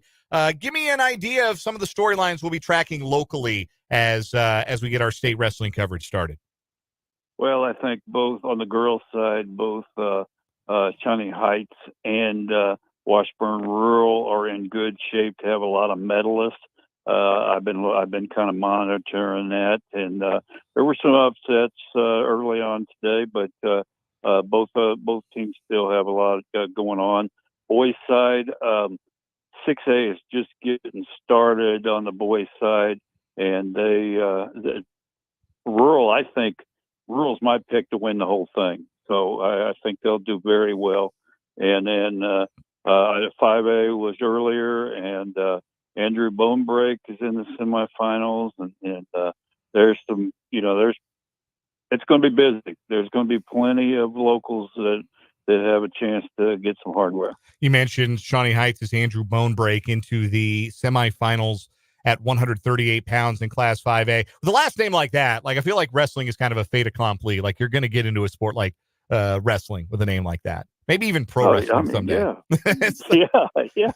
I mean, yeah, I don't know. Sometimes I'm going to have to ask him about that. But yeah, it seems a done deal to be in a sport like that. Nominative determination for certain. Also, Riken Carver, Shawnee Heights into the semis at 285 pounds. We can confirm that as well. So he probably just wrestled a little bit ago. So yeah.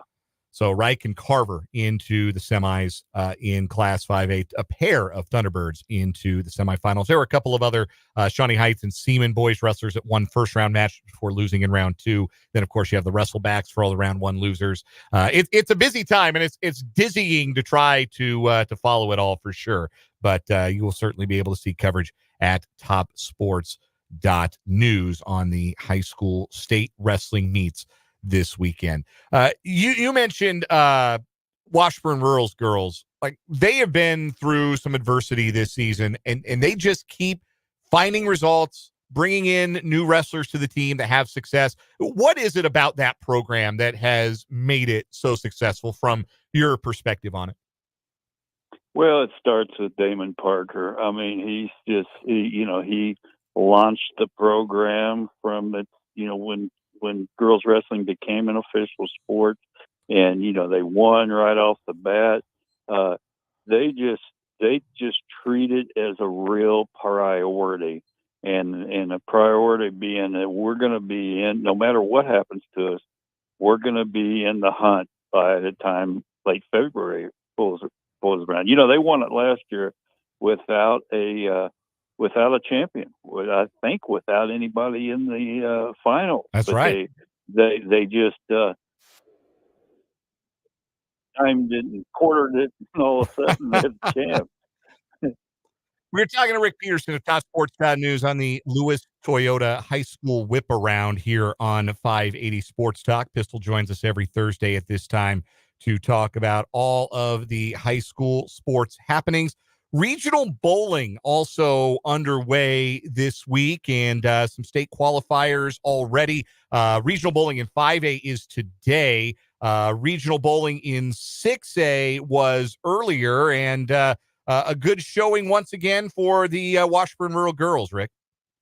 Yeah, no, I covered a pair of regional tournaments yesterday, and the Washburn Rural boys saw their championship reign come to an end.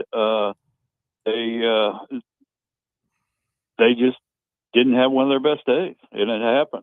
But then the girls came back and bowled really well and took control in the Baker games, and so they won, and they'll be going. And then we added a new class this year. 4A, 1A got their own tournament, and Hayden hosted yesterday and won both of those titles, boys and girls. And so we're going to have a lot of bowlers at state down in the Wichita area next week. Yeah, that's a new class this year, as you mentioned. And Hayden, I believe, did they host that regional? Yes, yeah. The 6A was at West Ridge, and Hayden hosted a regional at Gage. So, yes, Hayden won the girls' regional, won it as a team. Emily Lee was their top bowler. Hayden's boys also first place in their region. Chase Blazer, not only the top Wildcat, but also the regional individual champion. Yes. You mentioned the Washburn Rural boys. Unfortunate finish for them. They were sixth in the regional, qualified one bowler for state, Cody Spangler. But the rural girls were victorious in that regional. Their top performer was Claire Ireland. Claire Island. Yes, yeah. Finished fifth overall. What do you make of the 5A regionals today? What are your thoughts on the local teams, boys and girls, and their chances to make it to state? Well, Siemens just done great last few years, and Shawnee Heights always is a contender. But until somebody proves otherwise, I'd say Siemens is the team to beat, and we should, we'll know a little later on how everything goes with that. But Siemens been very good, and I expect Heights to get some people down there too.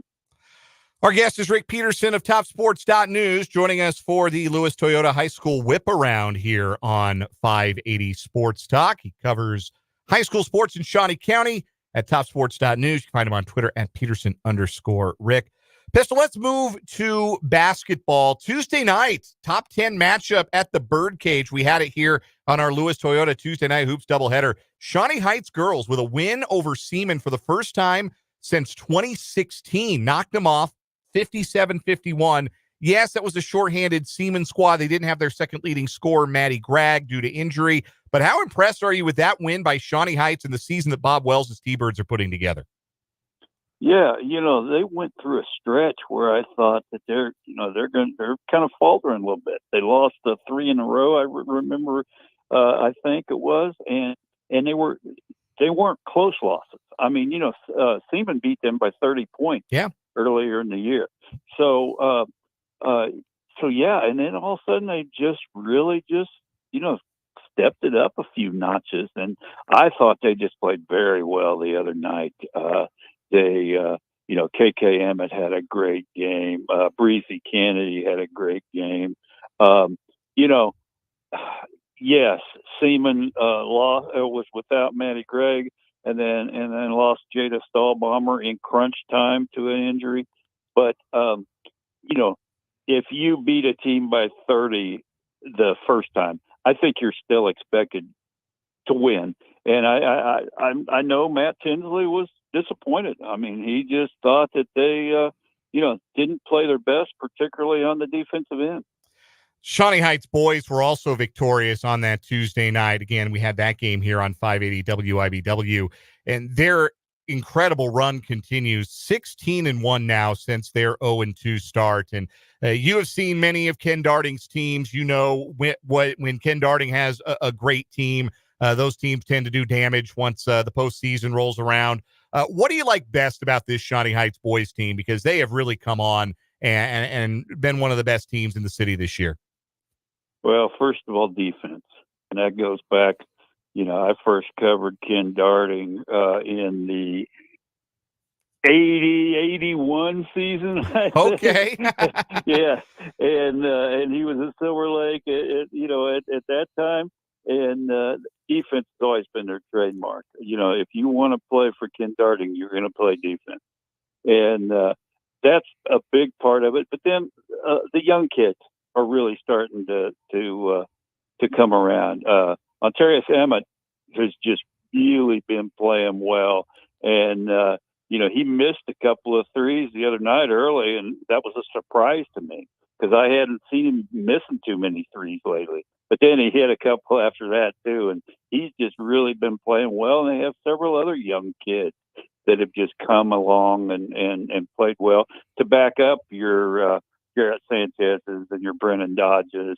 And I tell you that the guy that might be their most valuable player right now. This probably surprise you maybe.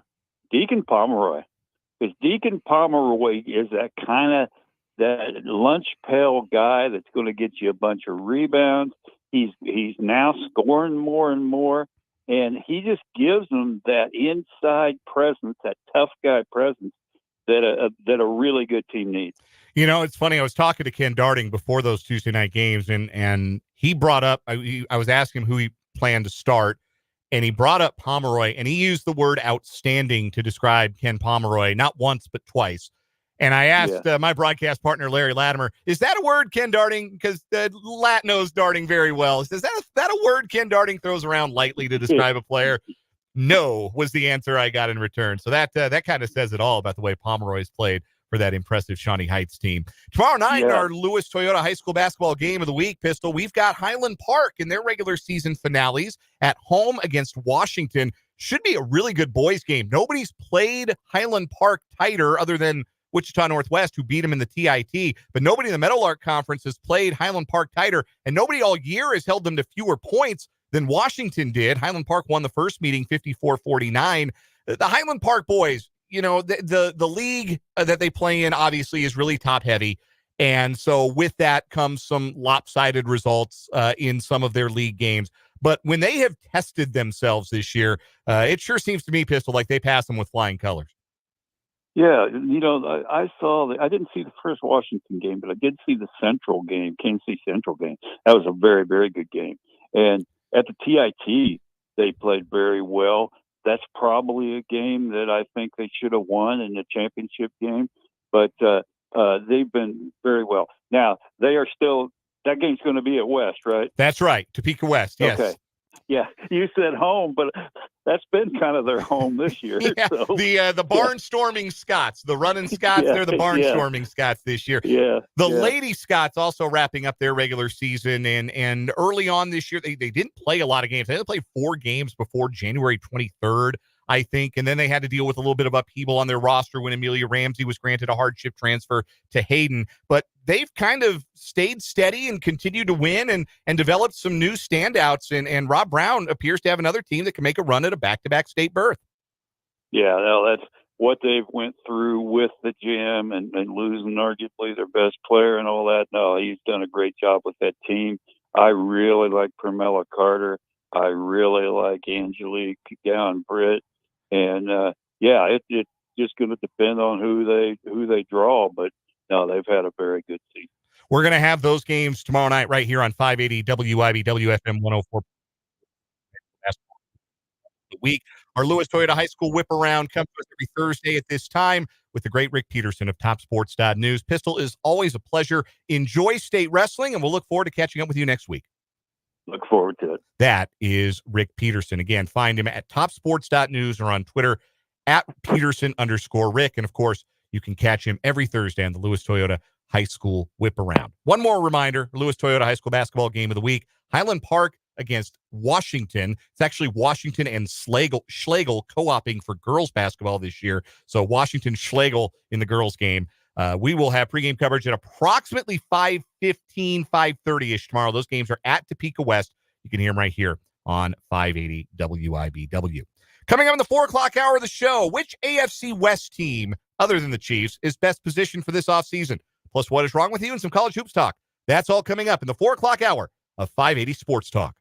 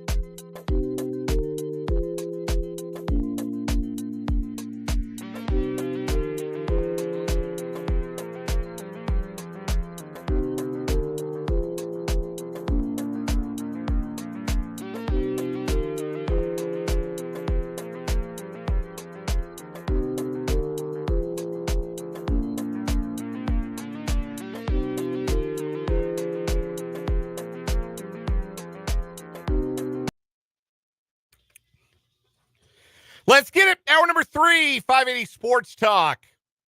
At you on a Thursday. Dan Lucero and Spencer Dupuis. 2-man game the rest of the way. Brendan Dworzinski's off to Lee Arena for Washburn basketball. Pregame coverage in about an hour and 10 minutes over on our sister station, Classic Country 106.9. So it's me and Spencer the rest of the way. We got plenty of show still to come. Now, what is wrong with you coming up later this hour? We'll talk a little college hoops. Headlines in the 5 o'clock hour. We'll hear from Matt Quatrero, Royals manager. He spoke with media earlier today, so we'll get his thoughts the day before the first spring training game of the season for the Royals. Bring that to you in the 5 o'clock hour. And we're going to talk a little NFL offseason, particularly as it pertains to the Chiefs' would-be competition in the AFC West. We appreciate you tuning in however you are consuming the program today, whether that is on 580 AM, FM 104.9. If you are online at 580wibw.com, or if you are watching the video stream, that, of course, is on our YouTube channel, which is youtube.com/@580 Sports Talk. You just search 580 Sports Talk, put that in the search bar. You can subscribe to that. You can also watch us on our Twitter account. We stream on Twitter, 580 Sports Talk. We also stream on Facebook at the WIBW News Facebook page. You can watch us in any one of those 3 ways. You can see the shirt the Spencer has on today. What color would that be? A mint shirt today? I don't know. I really don't know. This is a gift from my girlfriend for Christmas or my birthday. It looks like a comfortable button-up shirt, kind of like a utility shirt. Yeah, it's a Columbia PFG fishing shirt is the official fishing shirt. That's what we're looking for. Yes. I would say mint. I'm going to go with mint. I don't know the color. See, here's the thing. I may not be accurately describing the shirt. I am a little bit colorblind, and greens and golds kind of get mixed up in the wash to me. So you could be wearing a shirt that is not in any way green. That could be just blue, but it looks like a mint green to me. It's a cool shirt. Like I'm not dogging you or anything. Oh, you didn't think I was? I just said no. I'm wearing a similar color shirt to one of our other coworkers here. Okay. Did you notice that? I did not. No. Who was that? Is his name Kyle? Sure. You know who I'm talking about. Is that not his name? I don't know who you're talking about. The office is right next to Greg's. No, that's Slade. Yeah. Oh. Yeah. Sorry. That's all right. I don't know why I thought his name was Kyle. You're still getting the lay of the land, and what you come to realize he's not a sports guy, so I don't typically interact with him on the everyday basis. No, that's big facts. Like we kind of do our own thing over in the sports corridor. Jeffrey in the YouTube comment says it's a light teal. Also says it's a Luke Combs style shirt. So you're really leaning into the resemblance today. Yes. You try going to. I believe the color is Gulfstream, according to their website. Gulfstream? That's what the PFG or the Columbia website is telling me. It's not a color. It's their color. Kind of airplane. The Gulfstream. Yeah. I'm just reading what's on the website. It's a nice shirt, and you should definitely lean into your Luke Combs resemblance while wearing it. Like, go to a bar tonight, see if you can get some free drinks. You should absolutely lean into I do have the whole kind of get up on. Did you notice? You do. You got the backwards cap, beard's nicely trimmed, which is more than I can say for mine. No, did you see what pair of shoes I'm wearing? No, I did not see your shoes. I am, in fact, wearing some cowboy boots. Are you? Some okay. Ariats. Yeah. Okay. Yeah. You're all the way in it. Yeah. Shout out to the sister to my sister for getting me a Boot Barn gift card. Okay. And her husband. I bought my whole pair of boots. So shout out to them. Have you always been a cowboy boot guy, or are you new to the boot game? I'm kind of new to the boot game. I think when I was a kid, I did have some boots, but between like 6th grade and through high school, my feet grew so much that I just bought tennis shoes just to wear. Okay. I wasn't much of I got to get me some Jordans. Like I'd like a pair of Jordans in my life, which I've been, debating on for the last couple of years. Brendan's when I a was shoe guy. Brendan's got a couple pairs of J's. When I was in high school, I wanted to do that, but then I was like, well, I'm just gonna have to turn around and sell them because they wouldn't fit me. So I've that's in high school. I had a lot of pair of sneakers because I only wore them for like 6 months to maybe a year before I had to get another pair and then another pair, and it was just a repeating cycle. So I always was like, I should probably get a pair of boots because like a pair of cowboy boots. Like they're comfort. I think they're comfortable. But shout out to my sister and her husband for finally making that happen. While I was unemployed life. Sure. Set me up with a $250 gift card. Oh, hell yeah, man. Yeah. But Nice. it helps when your birthday and Christmas are so close together. There you go. You get the double up. You got the double up. You got the double up. There you go. I'm from the suburbs, man. I never even worn a pair of cowboy boots. I'm not gonna lie to the people. I'm from the suburbs, but not really, because it's more suburby now. But when I was growing up, it wasn't. That's fair. No, that's reasonable. Yeah, you're one of those towns where the suburb has come to meet you and not the other way around. Yeah, no, I get that. I get where you're coming from. Anyway, check us out on the YouTube stream if you'd like to make your own decision on the color shirt that Spencer is wearing. I am see my hat, because of the lighting, my hat looks kind of like the same color as your shirt, but it's not. I'm wearing a blue hat. Yeah, I'm wearing it really does. I'm wearing a blue hat, but again, the lighting it throws things off a little bit. Anyhow, thanks for being here with us. Like I said, later on this hour, we're going to do What Is Wrong With You. We'll talk a little bit about some college basketball that is coming up, and also some college basketball that happened last night. Outstanding women's game between K-State and West Virginia. We'll touch on that a little bit as well later on this hour. No CJ Moore today on the program. We have pushed him back to tomorrow per his request.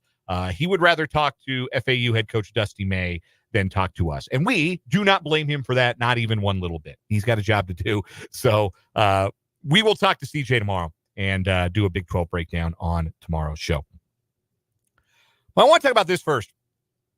Spencer, what were you doing in the long ago spring and summer of 2022? What were you up to? In the summer of 2022? That long ago time, I know, almost lost to memory, really. It's so long ago that things get hazy in the memory the further back you go. And those halcyon days of 2022. Honestly, I couldn't even tell you what I did. I probably went to a few games. I am not allowed to forget what I did in the summer of 2022. That is when I got married. Is that when you got married? That is when I got married. See, I don't have that significant life event yet. Uh-huh. Let's see what I was doing according to my Snapchat, because that's how I figure out what I'm doing. Sure. Yeah, I go look at my my photo reel and I can kind of see what I did. In fact, go on a nice beach trip. Hey, I went golfing. All right. I went to 2 Nats games. We were all different people then, is the point. We were all such different people then in the spring and summer of 2022. Do you remember what else was happening? What else we thought to be true? What truths we held in our hearts in the summer of 2022? We believed that the best, most competitive division in football was going to be the AFC West. You remember that offseason? That was quite an offseason. Offseason of 2022. It was the best one for years to come. The Denver Broncos went and got their franchise quarterback. They finally did it. They were done messing around with the likes of Teddy Bridgewater and Case Keenum and all those bums, Trevor Siemian, and they went out and they hired the guy to make sure that they got Aaron Rodgers. And when that fell through, they went and got Russell Wilson. What could go wrong? The Broncos went and got their franchise quarterback and a new coach, and you were going to have to take them seriously. The Raiders went out and got a franchise wide receiver. They went out and got Devontae Adams in a trade with the Green Bay Packers. And the Chargers, of course, were busy doing what they always do, which is winning their usual paper championship. Nobody has more paper championships than the Los Angeles Chargers. I believe that was the year they traded for Khalil Mack. So that was their big offseason move back in 2022. But y'all remember this, right? You remember that in the summer of 2022, it felt like the AFC West was the best division in football. And there were people who were paid money to get behind microphones and get on cameras and say things like, I think the Chiefs might be the worst team in the AFC West. Who I think it was James Jones. I know it was a former Packer receiver. I'm pretty certain it was James Jones who said that the Chiefs now looked like they were going to be the worst team in the division because the Chiefs' big move, of course, was to trade Tyreek Hill. That was the big transaction that offseason for the Chiefs, was trading Tyreek Hill. So they appeared to have gotten worse, and the rest of the AFC West appeared to have gotten better. And oh my, what a shootout awaited us in the AFC West. Could the Chiefs stay on top, or were the Broncos with Russell Wilson, the Raiders with Devontae Adams and their new head coach Josh McDaniels, or the Chargers, the offseason champions for the umpteenth straight year, were they going to make a serious run at the Chiefs' supremacy in the division? We were all so much younger and more naive then. We are older and wiser than that now. Since those days in 2022, all three teams have different head coaches. Yeah. All three teams, Broncos, Raiders, and Chargers, all have different head coaches. Two of the three have new starting quarterbacks, or at least the Broncos are about to have one. We don't know necessarily who it's going to be. We just know it ain't going to be Russell Wilson. And the Raiders, obviously, moving on from Jimmy Garoppolo. The team that doesn't have a new starting quarterback has paid their quarterback, but they are in a special kind of salary cap hell. And it feels like all three of these teams, the Broncos, Raiders, and Chargers, are in varying states of rebuild as this offseason begins. 2 years since we thought, man, the division is loading for bear, and this might be the time they catch up with the Chiefs. Well, the Chiefs won the division twice and then won 2 Super Bowls since then. And now I don't know that it's ever felt further away necessarily. Now, obviously, the fact that we're talking about 2022 here shows that things have a way in the NFL of changing very fast. But right now, as it stands, it does not feel like there is a serious and legitimate challenger to the Chiefs in the AFC West. Am I wrong? No. And I think the furthest right now has to be the Chargers because of their cap situation. So it's fascinating, right? Because they are in such a bad cap situation, and they have a whole new, like, what are you just going to do? Blow out the whole team? You've got your quarterback. Yeah. And I would argue they have the second best head coach in the division in Jim Harbaugh. I think Jim Harbaugh, for all of his oddness as a human being, I think he can be a very strange man, but I think he's a hell of a football coach. I mean, he's been to a Super Bowl. He's just won a national championship in football and did it at a school that is not Georgia or Ohio State or Alabama. And I don't think you all realize how impressive that is, that if you win a national championship at a school that isn't one of those three, like, it's in this day and age, you've really done something. But Harbaugh can coach. So I think they've got the second best coach in the division behind Reed, obviously. And I think they have the second best quarterback in the division behind Mahomes, obviously.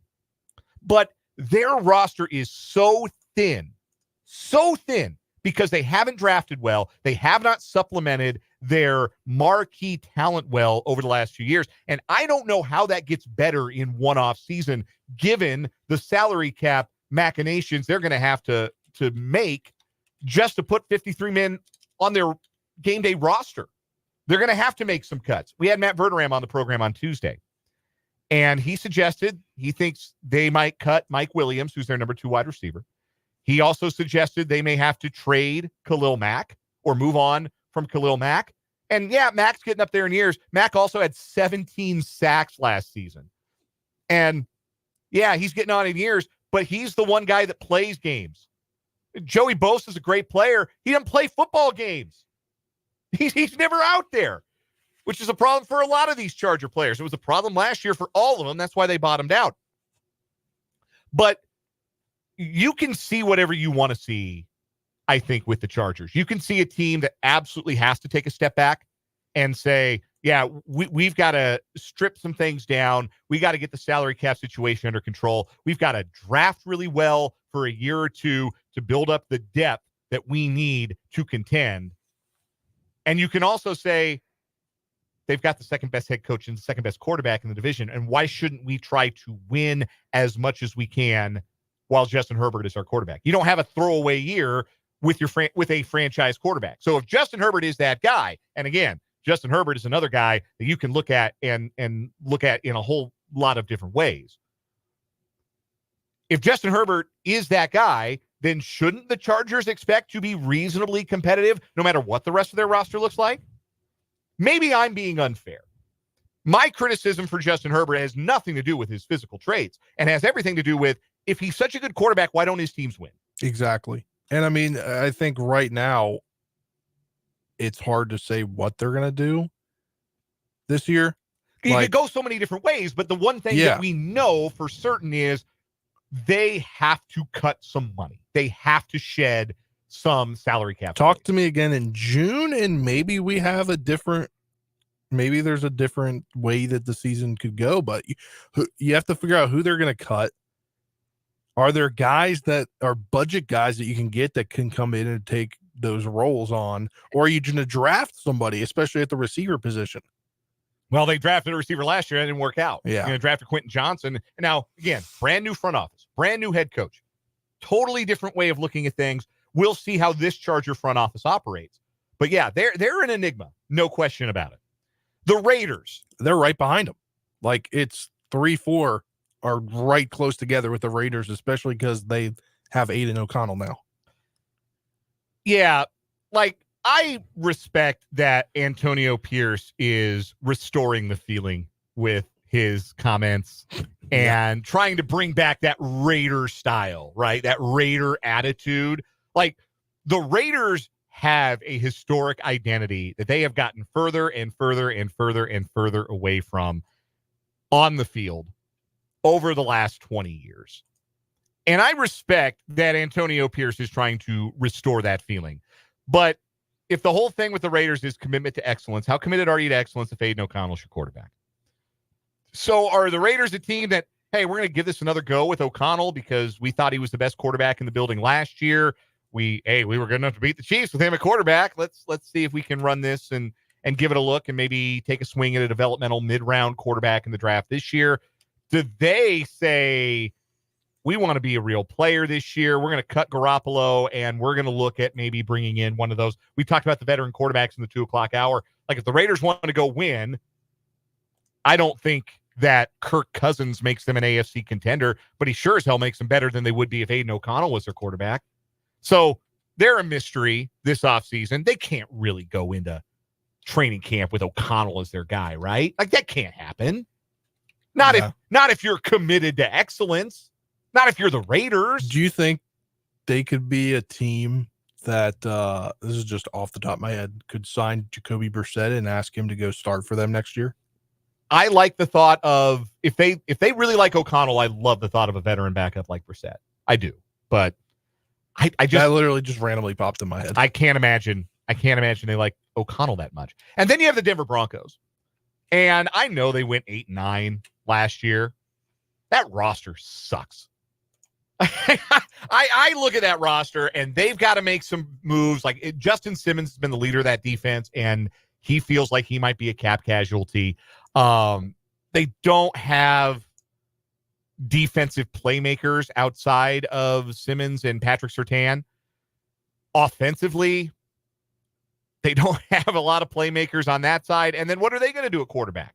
Are they going to maybe draft somebody at, I think they're number 12? Are they the team that is, well, certainly the Chargers aren't going to draft a quarterback. I don't know what the Raiders will do. The Broncos seem likeliest to draft a quarterback. Yeah. Where are you stand on J.J. McCarthy as a pro prospect? I don't know. It's kind of up in the air for me. I'm out. I'm out on him. Like, it doesn't make sense. Like, the guy who makes sense for them, the guy I think, like, if they draft a quarterback, if they stand pat at 12 and take quarterback, you know who they're going to take? They're going to take Bo Nix. Yeah. And you know why they're going to take Bo Nix? Because the Sean Payton offense is built around the quarterback doing one thing: throwing the ball through the eye of a needle, being incredibly accurate with his passes. Bo Nix just completed 78% of his passes last year, I think it was, for Oregon. Whatever it was an NCAA record. He broke Mac Jones's record.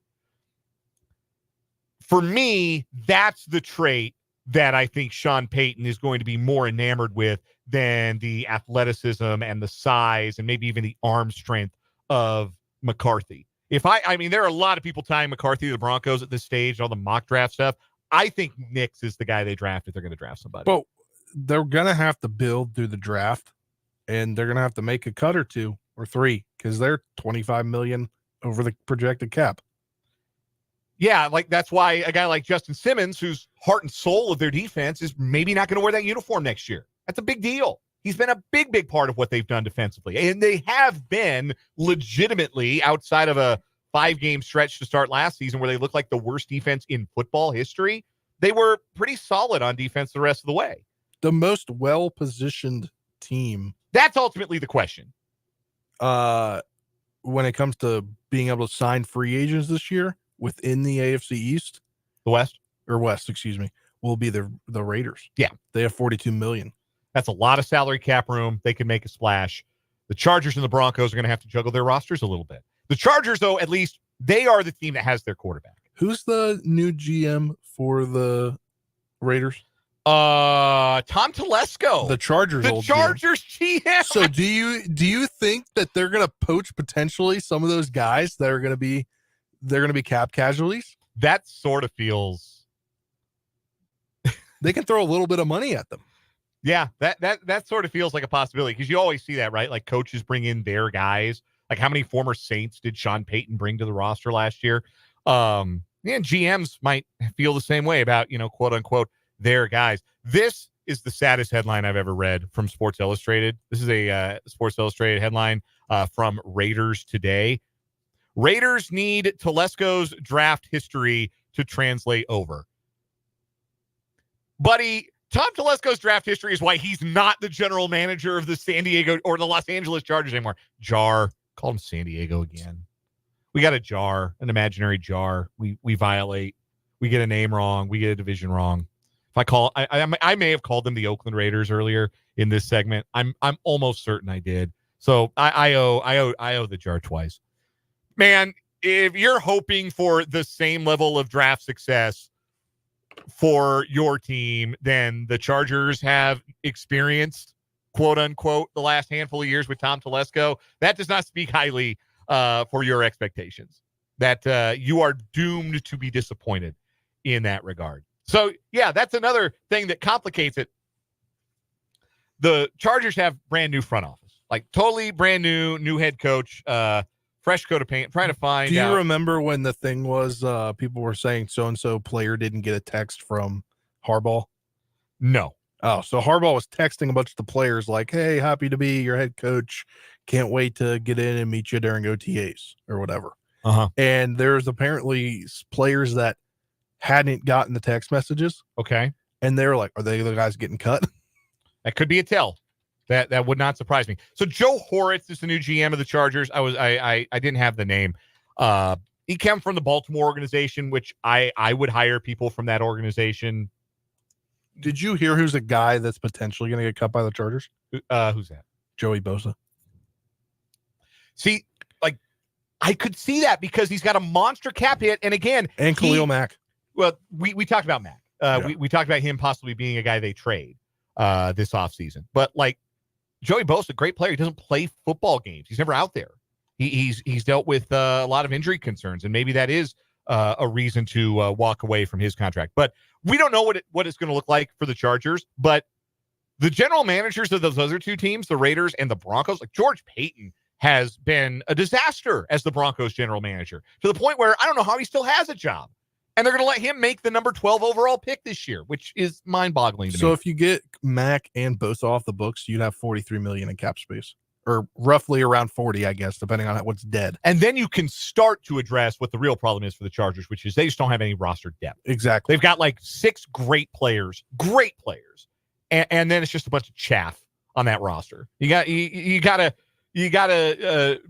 grow some wheat and have a little less chaff on that Charger roster. But no, it's a fascinating question. Let's actually answer it. Just throw out short answer.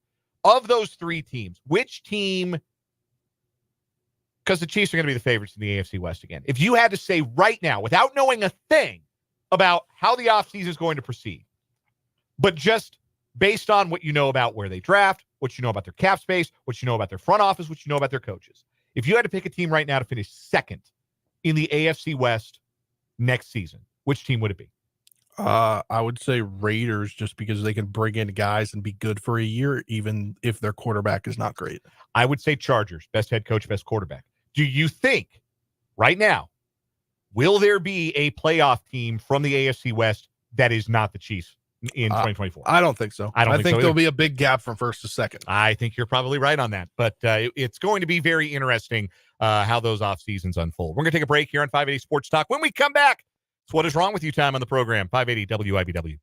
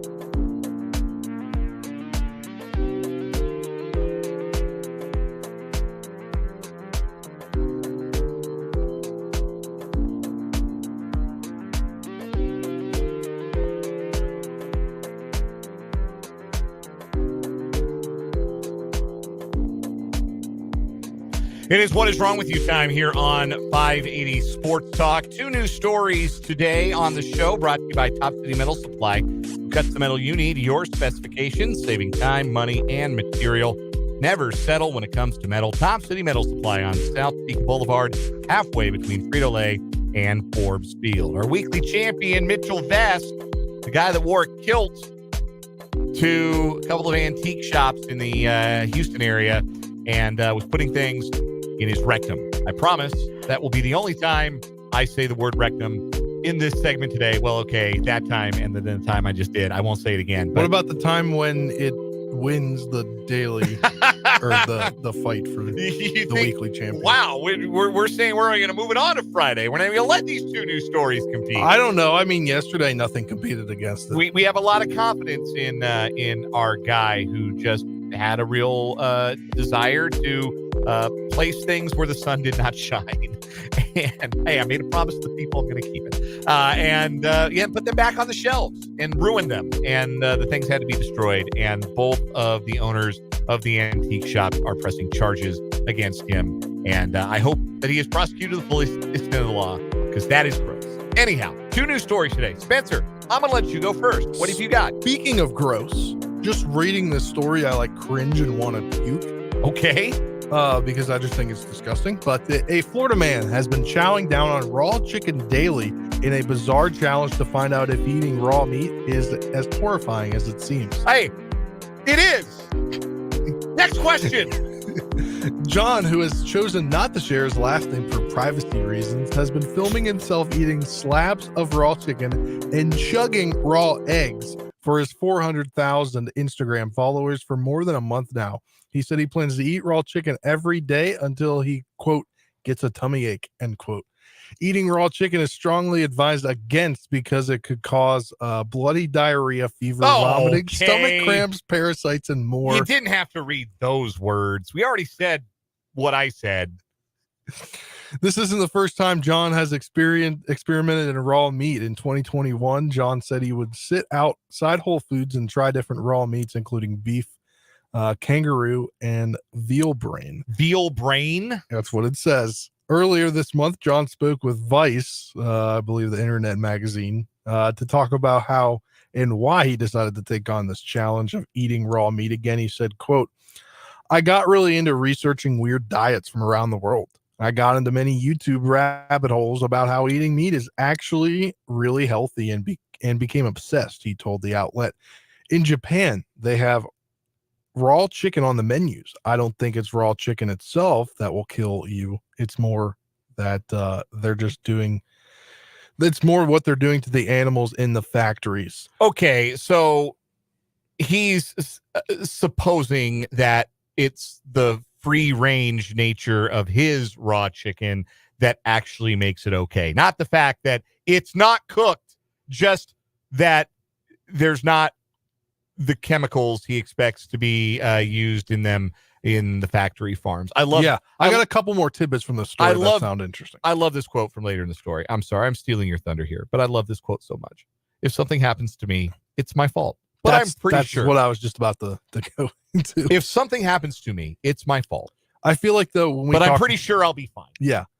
When we talk about this, we do have to say that the Center for Disease Control and Prevention said raw chicken can be contaminated with Campylobacter, Salmonella, and I believe that says Clostridium perfringens germs. And quote, "If you eat undercooked chicken, you can get foodborne illness, also called food poisoning. You can also get sick if you eat other foods or beverages that are contaminated by raw chicken or its juices." The CDC estimates about 1 million people get sick from eating contaminated poultry every year. I feel like just had to add that in there as a "don't try this at home" kind of thing. The disclaimer there at the end of the article. No, that was important. I like how he's chosen not to share his last names for privacy reasons. Nah, man, he didn't share his last name because when this kills him and he shows up, he got an obituary, then we can't immediately say, "Oh yeah, that's John so-and-so was eating all the raw meat and it wrecked his stomach and he died." What a doofus. Just cook it, man. Like what? I'm going to either die or prove a very important point. If you want to watch this, if you're so inclined, he is on day 35, and you can find it at his Instagram at Raw Chicken Experiment. That is the name, Raw Chicken Experiment. Eating raw chicken every day until I get raw eggs too. He also goes to Chick-fil-A and gets the fries and the drink, but he gets a Chick-fil-A sandwich with a bun and pickles. No sandwich, and puts his own raw chicken on it and eats it. That's extremely upsetting. That was day 33. I don't like that at all. That's very upsetting to me. My story today, we're going to Seattle, where a man was arrested who allegedly stole about $40,000 worth of collectible cards for Magic the Gathering. You big card game guy, Spencer? No. Ever play Magic the Gathering? Cannot say I have. Yeah. The only cards I've ever been into were obviously baseball cards. Yeah, sports cards. And I was into Yu-Gi-Oh! There for a hot minute. Okay. Well, that's kind of similar. Like, yes, a little bit. I never was a Magic the Gathering guy, but like you probably knew who Magic the Gathering guy was, like in your high school or college or whatever. Anyway, according to the Seattle Police Department blotter, the unidentified man worked as a temporary employee at a warehouse in Seattle's Ballard neighborhood. He stole the cards from a business that was relocating operations from the warehouse. The alleged thief was caught. This is why it rises to what is wrong with you. When the manager at the warehouse found cards similar to the missing inventory being sold on an unspecified online marketplace, placed an order. When the package arrived, the return address matched the suspects, at which point police got involved. Police subsequently recovered a majority of the stolen cards. The suspect has been booked into King County Jail for theft and trafficking in stolen property. So I guess the good cards, like the really good Magic cards, are printed in lower quantity, just like baseball cards, right? Like you print fewer of those like refractor signature cards. So those are harder to find. So they cost more money on the secondary market. So if this guy was stealing rare cards, it probably wasn't a stretch for this store owner to go and find exactly what he was looking for. And oh, what a coincidence. This guy used to work at the warehouse I was storing my cards in. Wonder if he's the one who stole them. So yeah, if you're gonna fence your goods, don't do it online where the person you stole from can easily find you. General rule for our unidentified Magic the Gathering card thief. Okay, the winner today, raw chicken guy. Yeah. I'm just like, dude. To what end? Who's so odd? Who's this for? Like at the end of the day, who is this really for? How many people are following that Instagram account? Can you see? 400,000. I said no. Why 400,000? Let's see what it's up to now. This was when the story was written. 418,000 some odd. That is why 312 to be exact. You watch this guy kill himself in slow motion. Is that what you're going for here? Cook the chicken, big dog. Enjoy what you eat. Yes. Like, I love to eat. Like, I love eating. Eating is a thing that I enjoy. I just can't imagine deciding, a couple months here, I'm just going to eat raw chicken. I'm going to do it for 418,000 strangers. Like, is he getting an endorsement deal from Big Chicken for this? Like, what's the point? Probably not, because they're so government aligned with the CDC, not government, CDC aligned is what I'm trying to say. Like, they're not going to go out and do that because it's a bad look for them. I don't know. He wins today. He doesn't beat our sadly no kilt wearing gentleman who put things in his backside. Yeah, that's hey, you didn't say it. I did. I promised I wouldn't until tomorrow. We'll probably say it again tomorrow. That is our continuing on as our champion on What Is Wrong With You, brought to you by Top City Metal Supply. Metal cut to order when you need it. Top City Metal Supply on South Topeka Boulevard, halfway between Frito-Lay and Forbes Field. We'll talk a little college hoops on the other side of this break here on 580 Sports Talk.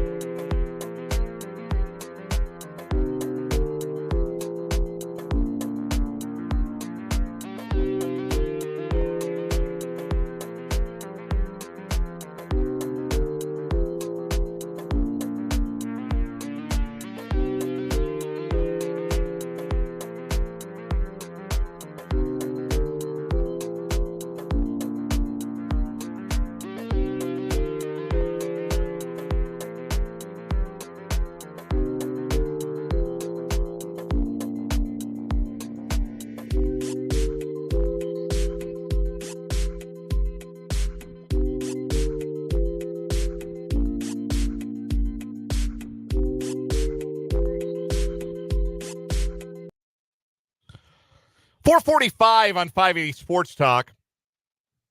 Dan Spencer here with you. Pre-game coverage over on Classic Country 106.9 starts in half an hour. That's where Brendan's at for Washburn basketball. You can hear him call the Washburn home games tonight against Lincoln from high atop Lee Arena. Again, pregame in about half an hour, 5:15 on our sister station, Classic Country 106.9. So it's just me and Spencer the rest of the way with you this afternoon. Typically here, we'd be joined by CJ Moore of The Athletic for our Big 12 breakdown, but CJ is indisposed. He will be with us tomorrow. We will talk to CJ tomorrow, get his perspective as the Big 12 basketball race comes down to the wire. and also get his thoughts on college basketball as a whole, because it's been an interesting week on the college basketball hardwood. Some thoughts on the men in a moment. If you stayed tuned to 580 WIBW last night, you heard a whale of a women's basketball game last night between K-State and West Virginia, in which the Midi Cats, the 10th ranked team in the country, struck a blow for our guy Spencer, who sat here on this microphone and said, y'all better beat West Virginia. You wanted that one.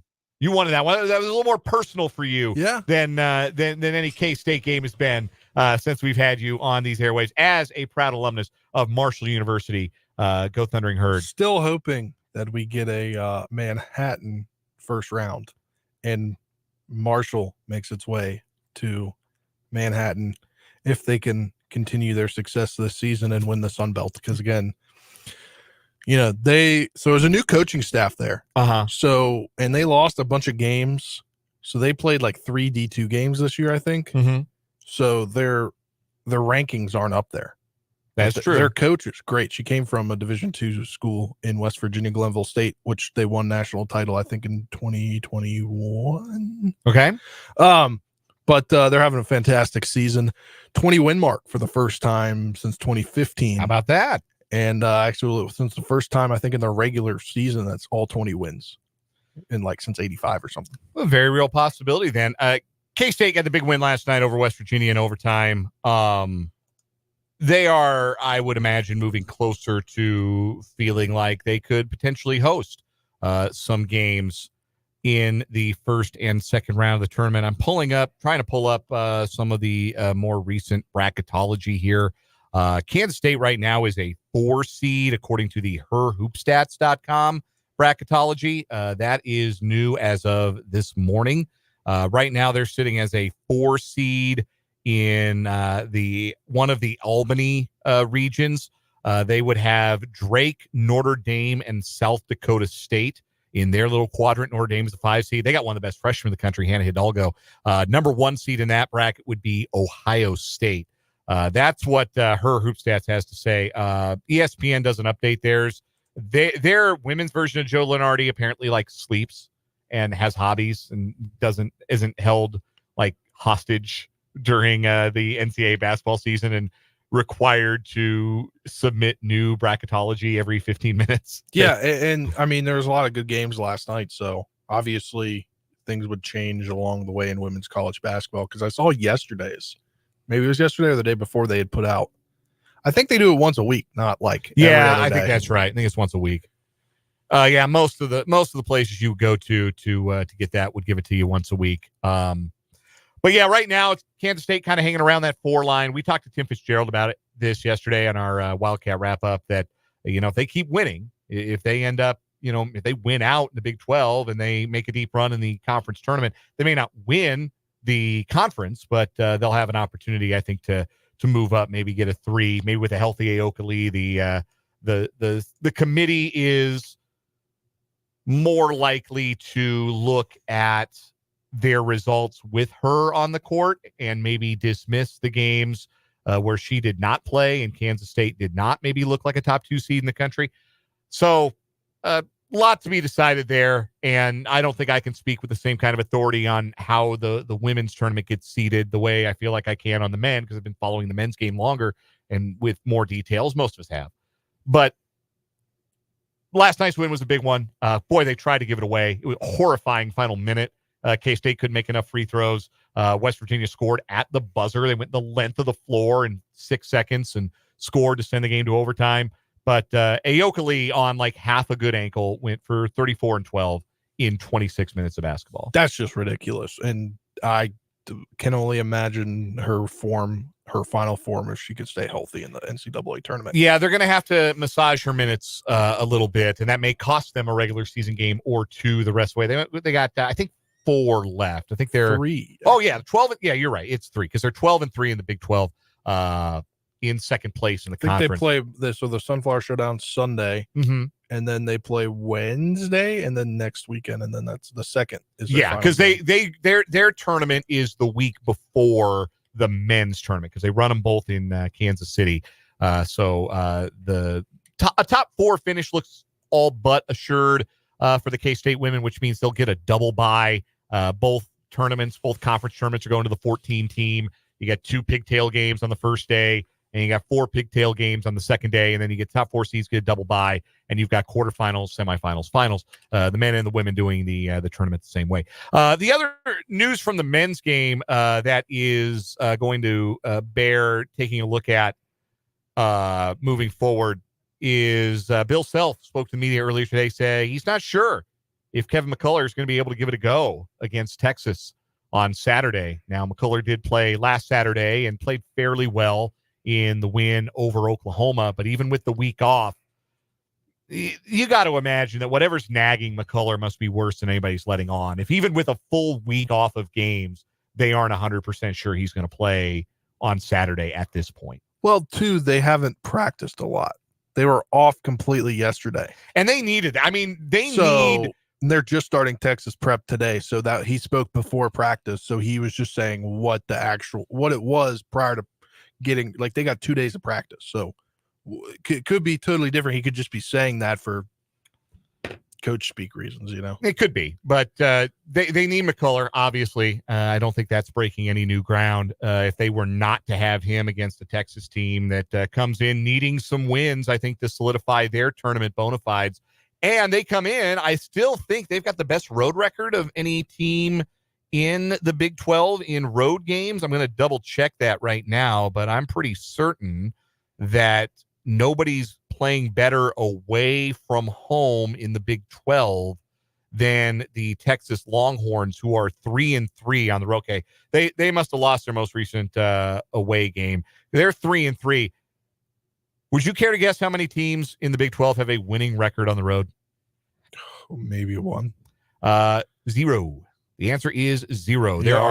One was the ceiling on that. There are 3 teams that have 500 records on the road. Houston, Texas, and weirdly Cincinnati are all 3-3 away from home. So Texas has been they actually have a higher winning percentage away than they do at home, where they're 3-4 at the Moody Center.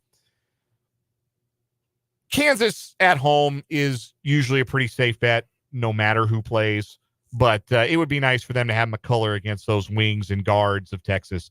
No question about that. But that just goes to show you the time they're taking off from practice.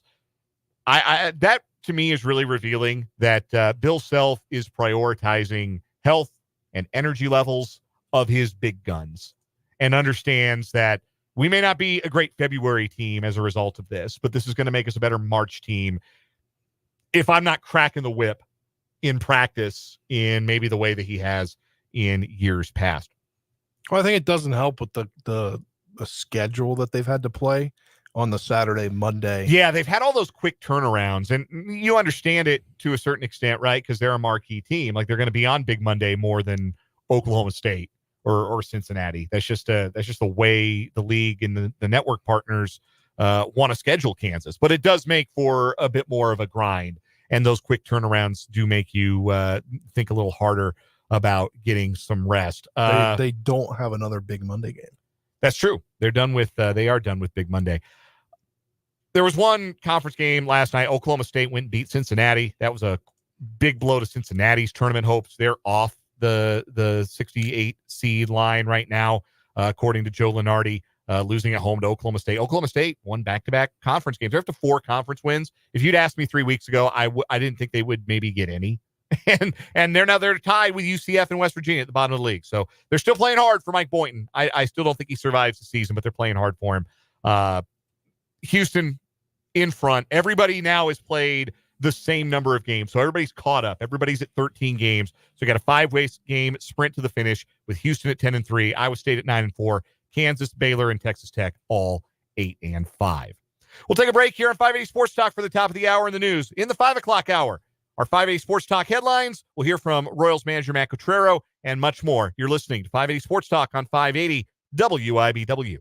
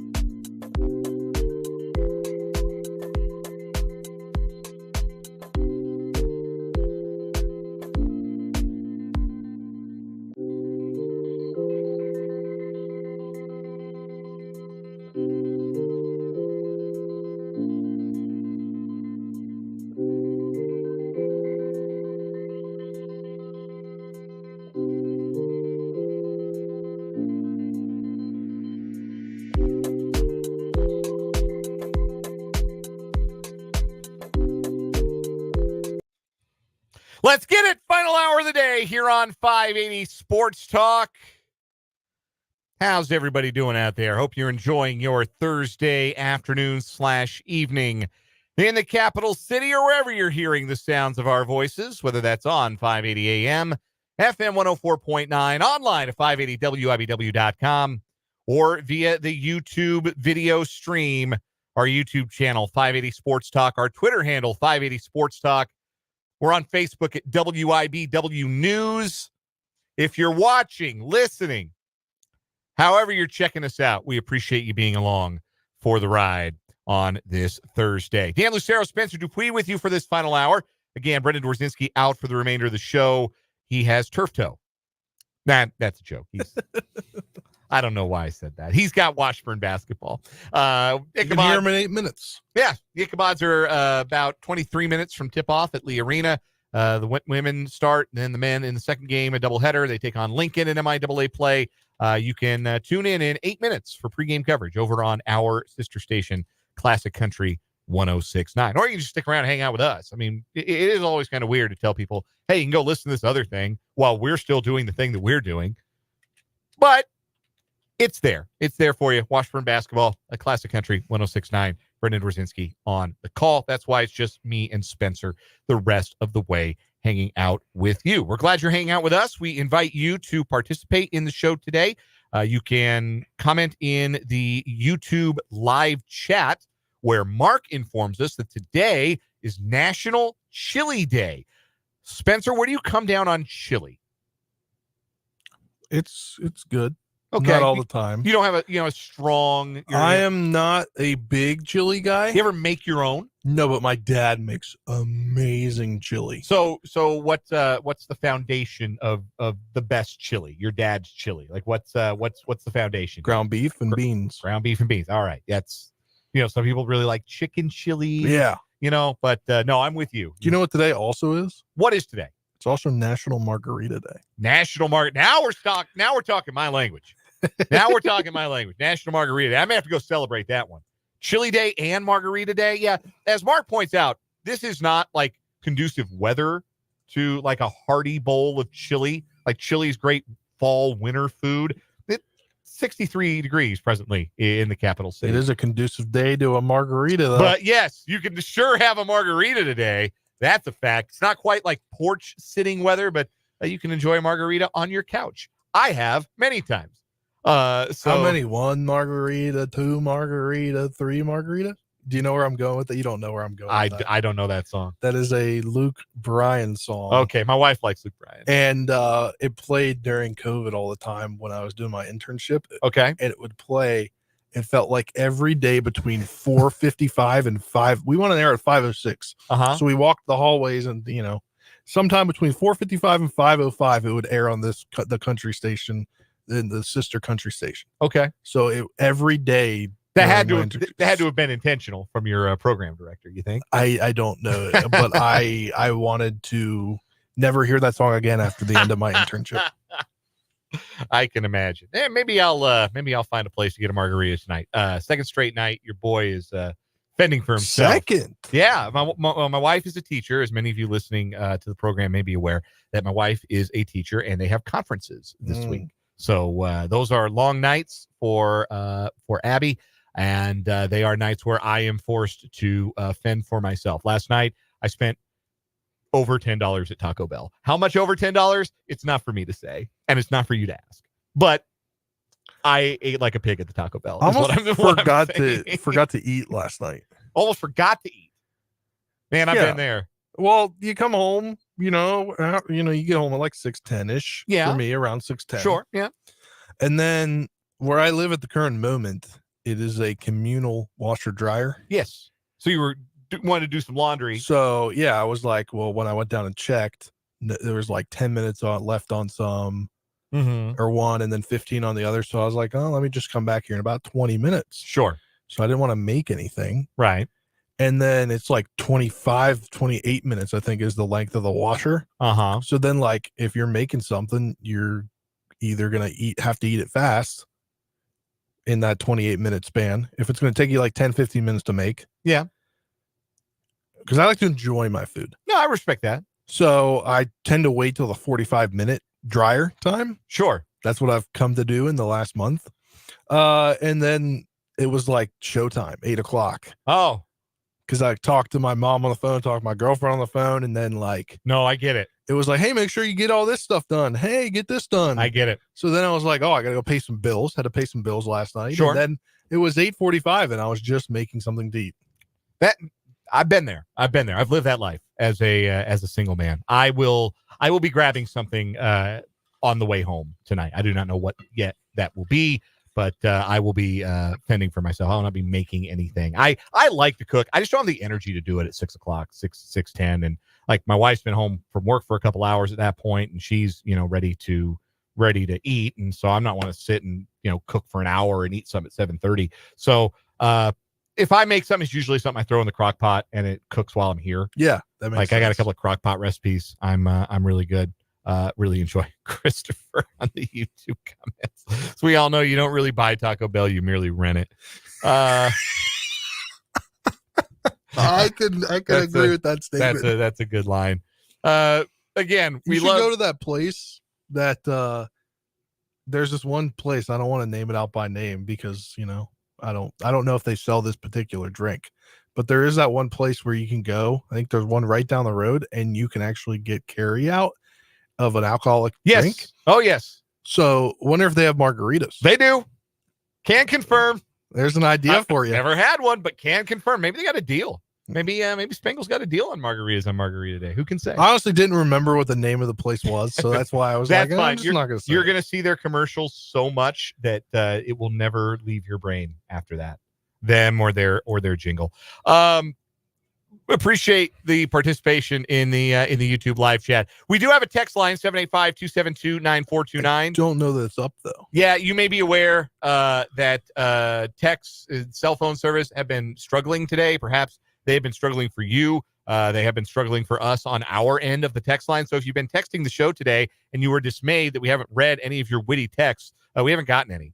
So our apologies. But if you want to try and break on through, 785-272-9429 is the text line. I can't wait till it comes back up, and then we have like these random a flood of texts. Yeah, and then half of them will be from me saying test. Well, hey, at least we know you're doing your job. I mean, proof you were trying to get it cracking. So we appreciate that at the very least. Let's get into some headlines, shall we? We got some more stuff we're going to get to this hour. We're going to hear from Matt Quatrero, the Royals manager. They play tomorrow, a real baseball game where they keep score and everything. And we're going to hear Matt Quatrero's thoughts coming up a little bit later on this hour. But we're going to start our 5A Sports Talk headlines with the biggest controversy in the sports world right now. And that is the Major League Baseball uniforms. If you have been on social media today, you have perhaps seen a couple of photos where you have seen more Major League Baseball player business than you ever perhaps cared to see. Thought you would ever see. Casey Schmidt of the San Francisco Giants is maybe not having such a good day. There's a picture of him posing for a photograph, and yeah, man, the pants are see-through. Like, I don't know what to tell you. You can see through the pants. These new pants, there's already been a lot to do about how crappy the uniform tops look. People started to see them in team stores and see them on, team fan fest. In the first couple days of spring training. You got these pictures of the new uniforms, and they look cheap. I believe what the MLB commissioner was stated was that they're trying to be more, not quoting, around like sleek and thinner, lighter. Lighter. It's but lighter. That's a little way. That's way too light. Lighter fabric. They've been dubbed performance jerseys by Rob Manfred, but the jerseys themselves, they look cheap. They look like they've been pressed on and not ironed on. They look like something you wore back in your Little League days. The font on the back of the uniforms look ridiculous. They look like giveaway jerseys. They look like something you'd get if you're one of the first 15,000 fans and they have like a local supermarket on patch on the sleeve or on the back, as opposed to the Major League Baseball logo. So we know the tops look cheap and players aren't enamored with the tops. You can probably get better quality ones on those knockoff websites. Temu. Yes, DHgate. Yeah, they probably do. Like, or just like last year's jerseys were totally fine. Nobody was complaining about I believe jerseys. they're all on sale. Nobody felt like, oh man, you know what we really need to change about baseball? These jerseys, they're too heavy. We need lighter jerseys. That's why the font is so small, and why they're not chain stitching. They're like heat pressing stuff to the jerseys because the fabric is so light. Now we're getting to see the pants. And so, like, when you tuck your white jersey into the white pants and you can see through the white pants, you're seeing all of the shirt tail, right? So it looks like these players are wearing like diapers. And that's the flattering look. I mentioned Casey Schmidt of the San Francisco Giants. We are not 100%, absolutely not going to put this photograph on our YouTube stream. No. But it's out there. Poor guy. Like, I didn't need to see that. And I'm sure that when Casey Schmidt woke up today and it was photo day, he did not think a picture of his business was going to be out there for everybody to see. But, I mean, it's there, man. It's hard to miss. It's pretty front and center. These new uniforms and these see-through pants. So it is a major issue. MLBPA Executive Director Tony Clark, that's the MLB Players Association. Tony Clark spoke to the media today and said, quote, "It's disappointing that we've landed in a place where the uniforms are the topic of discussion. Each conversation with the guys is yielding more information with what we're seeing. A lot of the rhetoric," Clark continues, "is confirmation that the pants are see-through. It's been an ongoing conversation where each day has yielded something new that doesn't seem to make as much sense as you would like it. Each camp seemingly has a different issue, according to Jesse Rogers of ESPN, including some that are worried about supply chain problems that led at least one player to tell Clark he might have to go to a local Dick's Sporting Goods and get some spare pants." So at first the complaint was you can't like personalize the pants. You can't like get them tailored. They're just kind of not a one size fits all, but some players, and we know who they are, some players like a really tight pant. Robbie Ray. Who's Robbie Ray pitching for? Yeah, the San Francisco Giants traded for Robbie Ray. Robbie Ray wears tight pants. That's like his whole thing, right? Robbie Ray and his super tight pants. Other players like the baggy pants, like Vlad Guerrero Jr. likes a little bit of a blousier pant. But not only can you not personalize these things, now they're see-through, leading to this incredible quote from Tony Clark. Quote, "Universal concern is the pant."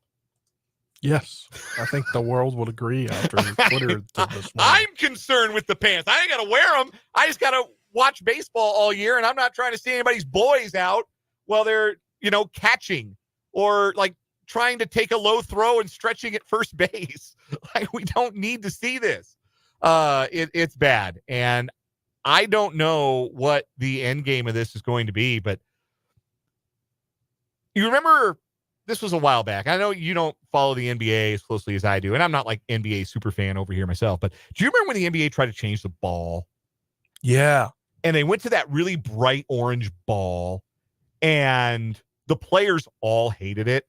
And by midseason, they went back to the old ball. And I wonder if there might come a point where Major League Baseball is going to have to manufacture some new uniforms, because it seems like every player is complaining. And they do. There's a time and space where right now is the perfect time for them to realize this is going to be a problem. Yes. And fix it before opening day. Yeah, you've got a month. Yeah, you've got a month before the Dodgers and the Padres open the regular season. They're playing in Korea, I think it is. And then you've got a month and a week before everybody else is playing meaningful regular season games. Get these guys into some real uniforms. Get these guys into some pants that don't show off their business. Doesn't seem like it would be that hard. A couple of other Major League Baseball notes we'll pass along while we're talking baseball. Some transactions today. The Marlins have agreed to terms on a 1-year, $5 million deal with former All-Star Tim Anderson, formerly of the White Sox. Tim Anderson was one of the more likable players in baseball. I think even like going into last season, had been an all-star, had a signature moment with his walk-off home run in the Field of Dreams game back in 2022. Then had some off-the-field issues, like nothing illegal. Like, it's not illegal to impregnate women that aren't your wife. Like, that's not a crime. But well, in it doesn't the book of Jesus, it could be. yeah, like it's not an actual crime. Yeah, it's not. They're not going to throw you in jail. It's a biblical crime. They're not going to throw you in jail for it. But it's also not something that like reflects really well on somebody that Major League Baseball was trying to make the face of the game. We already know, of course, Tim Anderson, not the most popular former White Sox around these parts. He did the whole bat flip thing, got into it with Brad Keller a few years back. But certainly the off the field peccadillos were not a great look for a player that I think Major League Baseball was kind of excited to promote as one of the faces of the game. And then last year, he just completely cratered as a player. He had the lowest OPS among all qualified hitters in the major leagues. He had a 582 on base plus slugging, and he ranked last in defensive runs saved among all major league shortstops. So he's only 30. Also, he got KO'd by Jose Ramirez. That happened too. Not only did his production suffer and everybody found out he was a philanderer, he also got knocked out by a right hook from Jose Ramirez in one of the best baseball brawls in recent memory. Anyway, he's been an all-star. He's represented Team USA in the World Baseball Classic. He's a lifetime 282 hitter.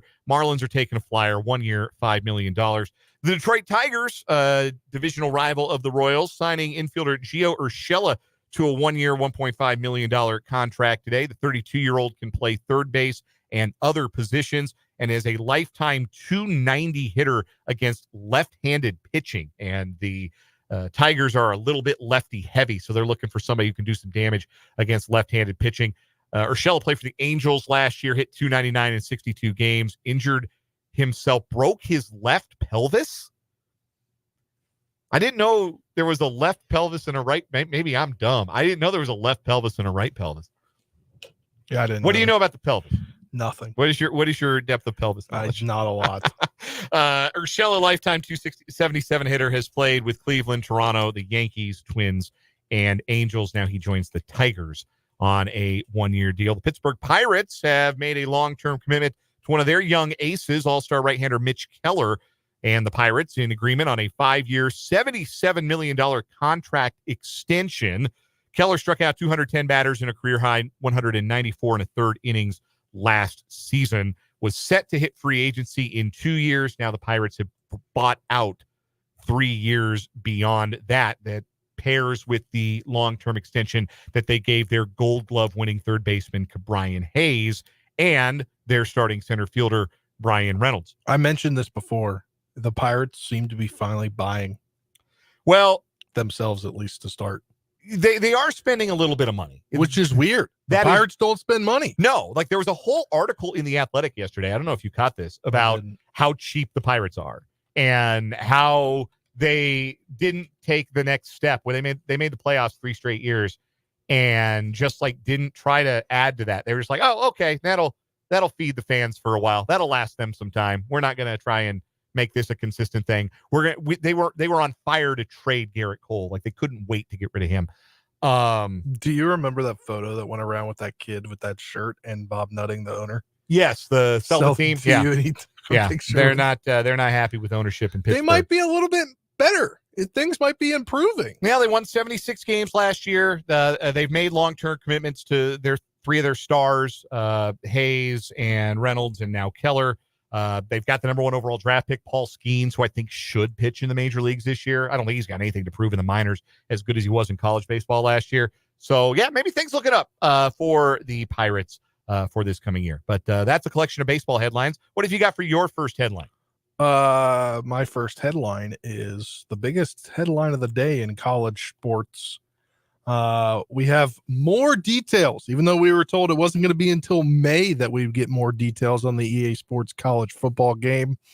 All 134 FBS teams will be in our quote in the game, as they've been posting graphics all day long. Players have the ability to opt in with upfront cash payment of $600 and a free copy of the game once it's released. And the partnership that EA Sports has with the NIL, that division they have, will open up to whatever entity that is, to have a lot more NIL. And they've announcers, media people from ESPN on there. They also will add a feature where you can play the Reese's Senior Bowl.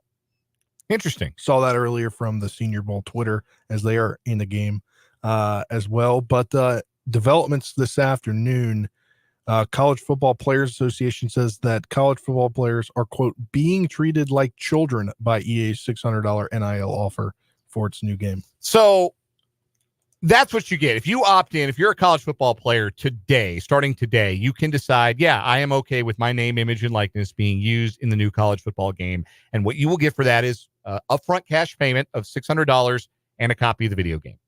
No questions asked. You don't have to do any legwork to promote the game or your place in it. You get that. I think you have to post your graphic. No. Oh, because that's been happening today. Well, you can. Jalen Milroe did. Well, that might be one of the, as the ESPN story places here, there are going to be some 100 NIL opportunities for athletes who choose to promote the game. So on top of your $600 and free copy of the video game, you're going to have opportunities to promote the game. And I'm surely if you're a prominent player, there's probably more money in it for you than if you're, long snapper number 48 for Pitt, right? Yeah, the one thing that as I've read earlier, I believe that I don't like is that you can't create a player that's not going to be in the game.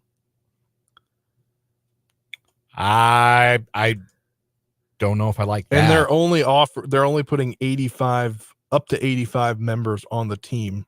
So your walk-on guys that prove themselves during the year, what if they aren't on it? Well, that was kind of the way it was if they can get 85 guys on a roster, that's a upgrade from what it used to be. Gosh, I remember NCAA 14. I think you used to only have 70 on the roster because you had to cut guys, right? When you're doing your dynasty, you had to make cuts. You had to cut that 98 rated junior quarterback because you had a 98 rated sophomore quarterback and you were going to play him. So you cut the junior. You can do anything about that. The one thing, 85 man roster, honestly, yes, there are programs that have upwards of 100 players on their roster. We know that, but 85 is probably a fairly reasonable number, true. Within the confines of, and if you don't get on the game, it's probably because you are, a program player and you don't get to play a lot. And that's unfortunate. The opportunity isn't available to everybody, but I don't think, I understand the argument that the College Football Players Association is making, and I'm sympathetic to it, is that, if you're a Major League Baseball player and you agree in your, because the Major League Baseball Players Association, you can agree or not agree to be on the video game. There are very famous examples of this. Michael Jordan famously was not on a lot of video games when he was an active player. Barry Bonds. Coaches Association. Yeah, Barry Bonds. Bill Belichick has never been in a Madden. That's another one. You make that choice. You opt in or out. Barry Bonds was never in baseball video games. We all remember Reggie Stocker or John Dowd or whoever it was that they the fake name, they would give Barry Bonds whatever baseball video game you remember playing as a kid. You can opt in or you can opt out, but if you opt in, there is a royalty percentage that the union receives and then disperses to its players. So not only are you getting paid to be on the game, you are getting a percentage of the sales. That's not happening here. Yeah. And so that's why the College Football Players Association, which really, it exists more in theory than in practice. There is not an active College Football Players Association that is a union that represents all college football players. You can't unionize. Legally, yes. That's not a thing that's available to them right now. So it's a organization that is just more in theory than in practice. But they're not wrong to say that, hey, it's not fair to not give these guys royalties if them being in the game is a selling point for the game. If you are more likely to buy College Football 25 because Jalen Milroe is going to be the Alabama quarterback and not QB2. Or John Smith or whatever the equivalent of John Dowd will be, then the players probably ought to get a piece. But I believe if on the other side of that, then the players are getting additional NIL funds for their promotion of the game, then I think there's a way to kind of make them whole a little bit. I'll be honest. I don't know if it's the overwhelming majority of players, but I think there are a lot of players who probably opted in today and are thrilled with $600 in a free video game. To be able because they want to play as themselves. To be able to play as themselves and play as their school, which they have not gotten to do on a new version of this game for well over a decade. Jake LeBon and I, when we would go to NCAA football, when we go to Big 12 Media Day, I remember one year we asked guys, because there were starting to be like rumors percolating as recently as like 2019 that, hey, you know, this video game might come back. And we would ask players about the video game, and every one of them would say, man, I'm so disappointed I haven't gotten to play as myself. I'm so bummed. I missed that game. I love that game. I love to create, like, do the dynasty, create myself in the game. I wish I had gotten to play as myself on the actual video game. So I think there are a lot of guys who would be totally fine. $600 in a free video game? Hell yeah. Where do I sign? The ones who that's underpaying them for their participation in the game, they're going to have a chance to make some money on top of it. I'm not saying that's right or ethical or what. I'm just saying that opportunity exists. And I feel like most players are going to be amenable to the idea of participation. Will the cover athlete be a current player or a former player? If it's a current player, how much will that tack on to your NIL? That's fascinating. And because that is the cream of the crop. Or will they even do special editions for like a limited run per colleges? They could. Or they just do a very generic covers and avoid having to pay anybody anything else on top of what they're already paying the athletes to be in the game, which that might be the most likely because, you know, arrow's got to go up and to the right. One other take from this is really weird is they've announced, or the announcers are announcing themselves that will be on the video game. Herb Street's back. Herb Street, Chris Fowler. That's probably going to be the booth. I've seen Desmond Howard. So it looks from Kevin Connors, Reese Davis, a lot of studio types are going to be on it. It kind of what's being made is that there's going to be like a college game day within it because ESPN is probably, like it has in previous, been a partner with it. Yes. We'll probably hear that soon. But one name that's being thrown that he threw his name out there and he said he's in is a former ESPN college game day co-host, David Pollack. Yeah, that's interesting because David Pollack doesn't do after ESPN let him go, he hasn't done any sports. He has his own media. podcast. Yeah, he's got his own. Maybe that's what it is. Maybe it's going to be like, remember the old Madden games where you had the Tony Bruno show? Oh yeah, in the dynasty mode where they would just they'd play the radio show and they had like fake interviews with players and they had the tweets. In Madden. Yeah. Maybe that's it. Yeah, maybe David Pollack is going to host like a weekly radio show on your dynasty mode. I didn't even think about that.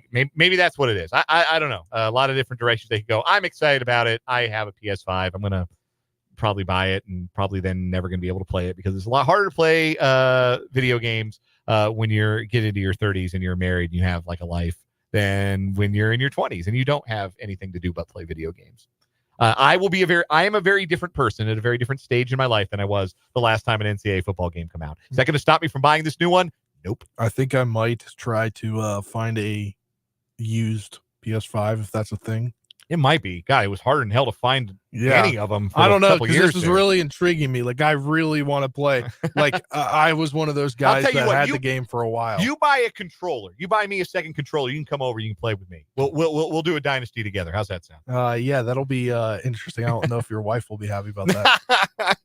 Especially at that point in your life. Well, hey, I will offer. She can play if she wants to. Shoot, two controllers. We'll just pass them around. She can play as a school. I'll let her be K-State. She wants.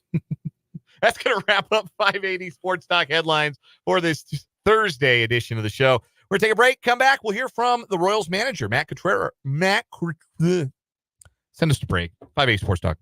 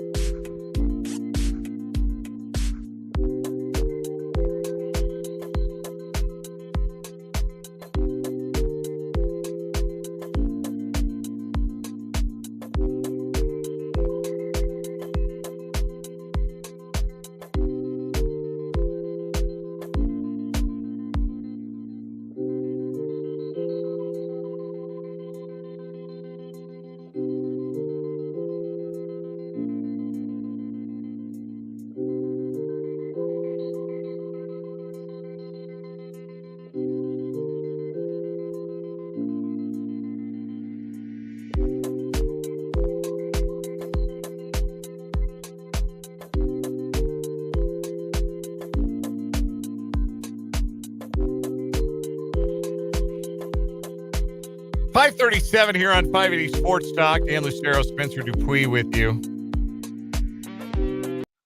Matt Quatrero is the manager of the Kansas City Royals, and I can say his name. Matt Quatrero spoke with the media earlier today in surprise, one day out from his team's Cactus League debut tomorrow against the defending World Series champion Texas Rangers. Here's what Quatrero, that's 3 times in a row, baby, 53 more, and I catch DiMaggio. Here's what the Royals manager had to say earlier today. With a game tomorrow, I mean, what's the feeling like being able to say like you're this close to baseball games again? Yeah, opening day, right? I mean, we're excited to get going. You know, we've had a lot of talk about the upcoming year, the upcoming spring, but to actually go out there and compete and get guys on the field doing what they've trained to do is going to be fun. You have Benny in the lineup tomorrow. You told us that you want it's a big deal for him to line up this spring. What's the significance of this? Well, for him, you know, missing time, that's a big deal for him. Personally, it's not. I mean, we have 20 however many spring training games, and then he's a regular player. You know, it's not a rehab assignment. It's not see what he can do. Unless he comes up with an injury, just like anybody else, we're treating him like a normal buildup. Was he really pressing you to play? I don't think. I mean, I think in his way, he wants to get back out there to show himself that he's ready. But it's not that he has to get out there to prove anything to us. What is his defensive work like this spring? I mean, I know he was a healthy player last year, but especially after missing time with Jose and all the guys last year. What is he doing? Yeah, I mean, he's doing all the early work. You know, we individualize that the best we can, and through communication between the players and Jose, they come up with, you know, what they think they need to work on, and they work on it either prior to, during, or after the workout. So he's getting plenty of reps. Do you see that motivation from him to want to become a better first baseman? Oh, yeah. I mean, I think he considers himself to be a good first baseman, and he's only going to work to improve that. Who do you have tabbed to kind of pitch in tomorrow's game? You know, anyone in particular you want to throw out there and see? Brian has all the pitching scripted. You know, they work really hard on the pitching grid to make sure guys get the right amount of rest, throw 1 inning, 2 innings. So Brian has all that listed out. I don't have that with me right now. When you look back at Bobby's year last year, is there a certain time when you could see, or a certain reason you could see where it sort of unlocked and clicked for him? Yeah, I mean, mid-June was like when he started to really start to climb his numbers up. And the biggest things for me were being more selective early in the count and laying off the high fastball, or being more effective getting to the ones he could get to. What have you and the staff enjoyed about the year 2 as opposed to year 1, where you're trying to implement systems and now they're kind of in place when you're running? The weather's been a lot better this spring. That's been enjoyable.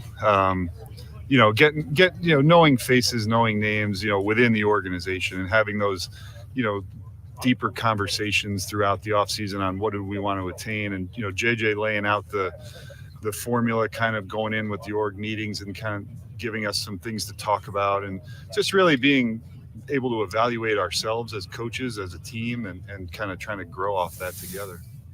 How beneficial were those org meetings in October, right after the season ended? Yeah, it was great. I mean, you know, as you would expect, nobody wants to be here in October, but to do them then gave us plenty of time to kind of marinate on the things we came up with, and be able to talk through them all off season, and then act on them coming into the spring. And then also, I just wanted to ask about Cole Reagans, what his maybe next step is after the second half he had last year. Yeah, well, you guys know him. He's super motivated and driven to be really, really good and to continue to improve.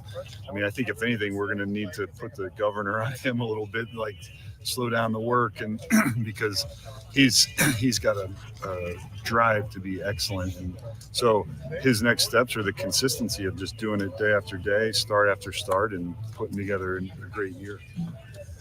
I know you guys put some guys guys on the 40-man roster this offseason, Will Klein and Tyler Gentry, how they look so far during this spring?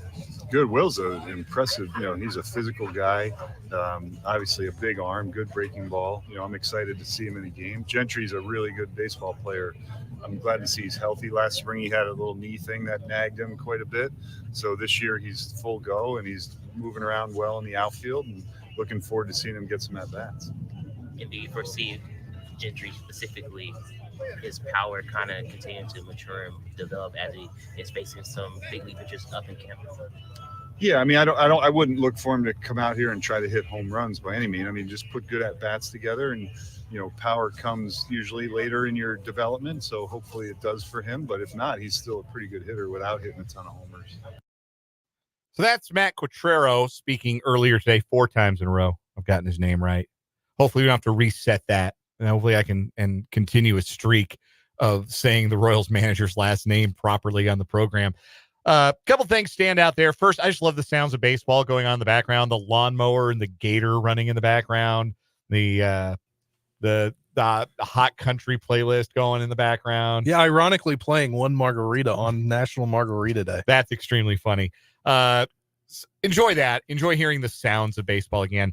Early questions there about Vinny Pasquantino. And this is a big spring for him because he needs to knock off the rust. He hasn't played since I believe it was June when he went out for the season with what ended up being a shoulder injury that needed surgery. And you could tell the month leading up to the surgery that he wasn't quite the same hitter. He just wasn't driving the ball with the same kind of authority. He had come out like gangbusters, had a really good start to his season.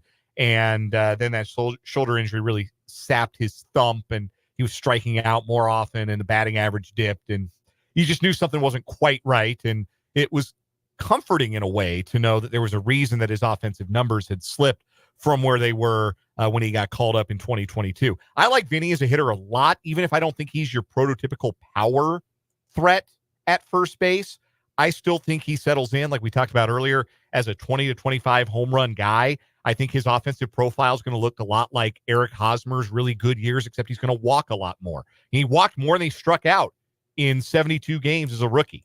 In his career, 60 walks, 65 strikeouts in 558 career plate appearances. So he's going to be a tough out. He's going to be an on-base guy.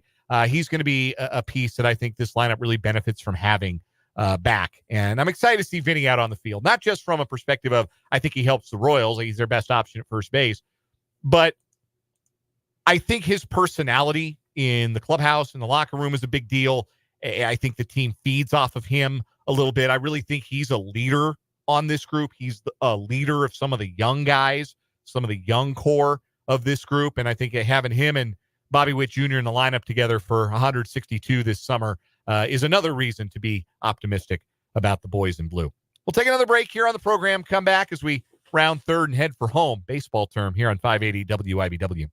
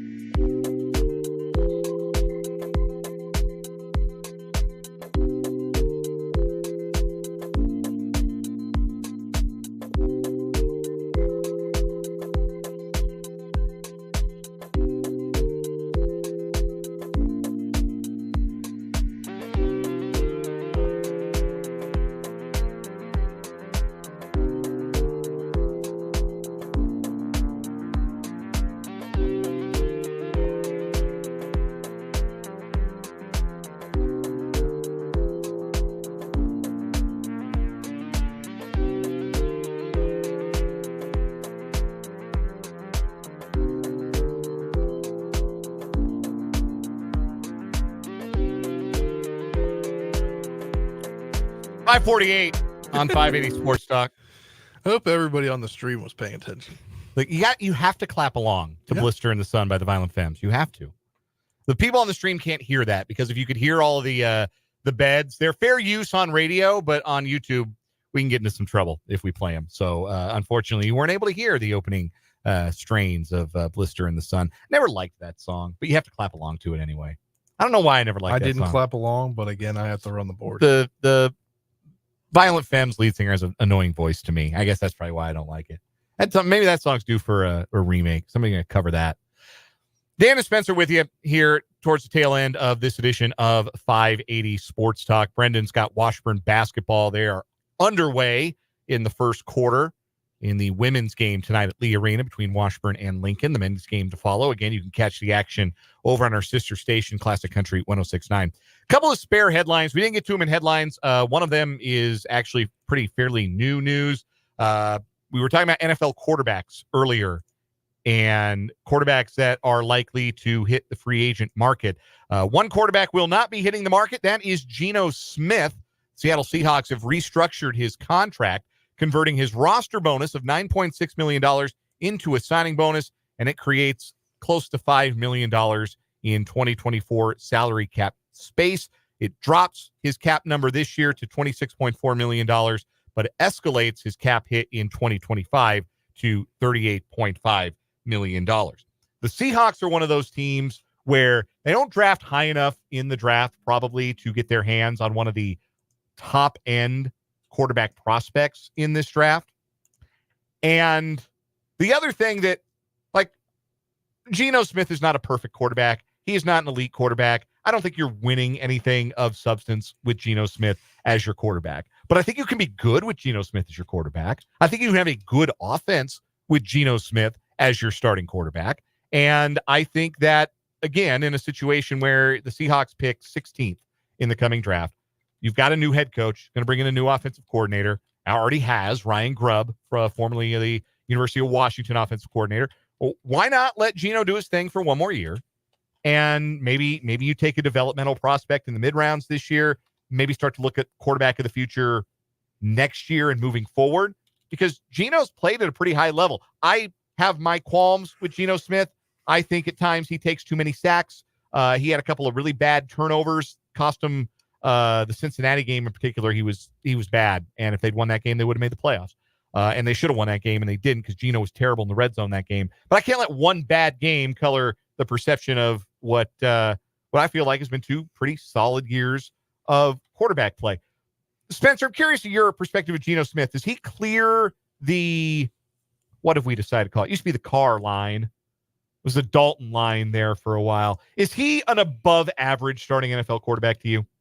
I mean, it's clear he's made it this far in his career, so I have to say he's at least average. Because most quarterbacks that are journeymen like that, they're either career backups, and they float from team to team to team.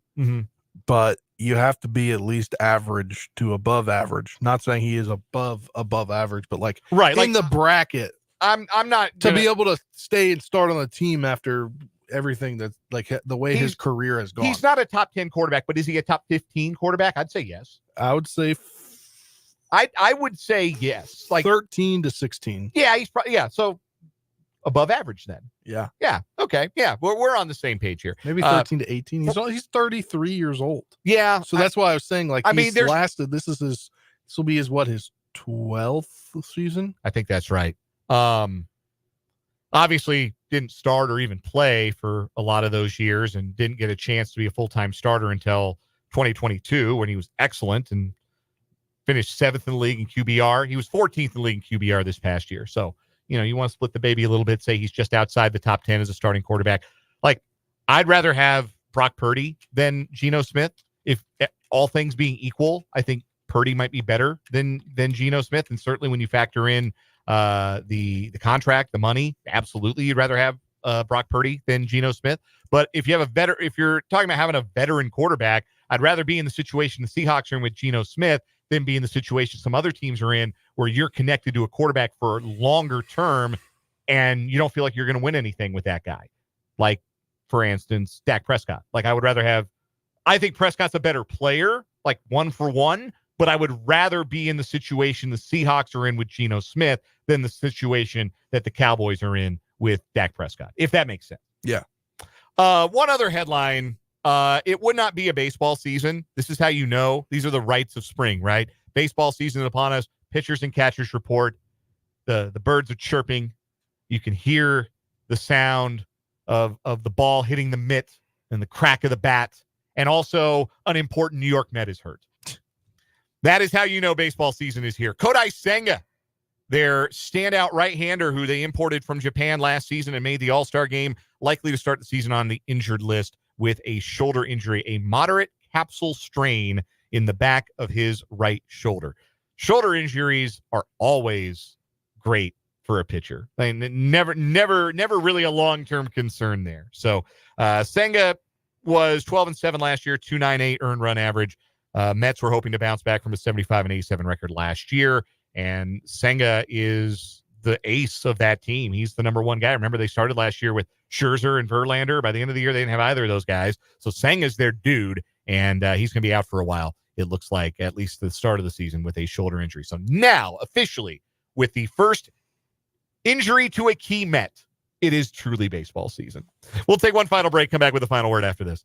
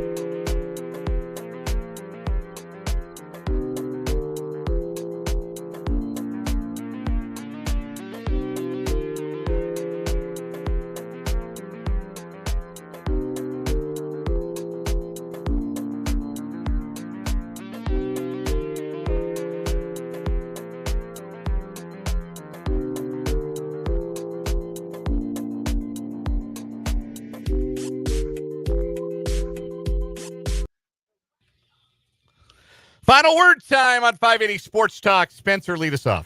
I'm not a political person at all, not really into politics, but I will be following something in the U.S. House and Senate. Bill is up on the floor consideration next week for the federal government giving land that the current RFK Stadium sits to the city of, or the District of Columbia, the entity which then could have the Commanders be back at RFK. Well, that would be something. Building a stadium back on the old site. Yes, that's what I want. That's what all the fans want. That would be something. My final word today, you can read all of the news headlines and all of the stories about what happened with Matt Araiza at San Diego State University and conclude one of two things, that either he did something unseemly and that there's just not enough proof to charge him for anything or include him in a civil suit, or you can feel as though his name has been cleared and his reputation should be cleared. I'm not telling you how to feel, but I am telling you he's probably going to be the Chiefs punter on opening day 2024. That's going to do it for us. We're back tomorrow from 2 until about 5:30. For Spencer, for Brendan, I'm Dan Lucero. This has been 580 Sports Talk. We'll talk to you tomorrow.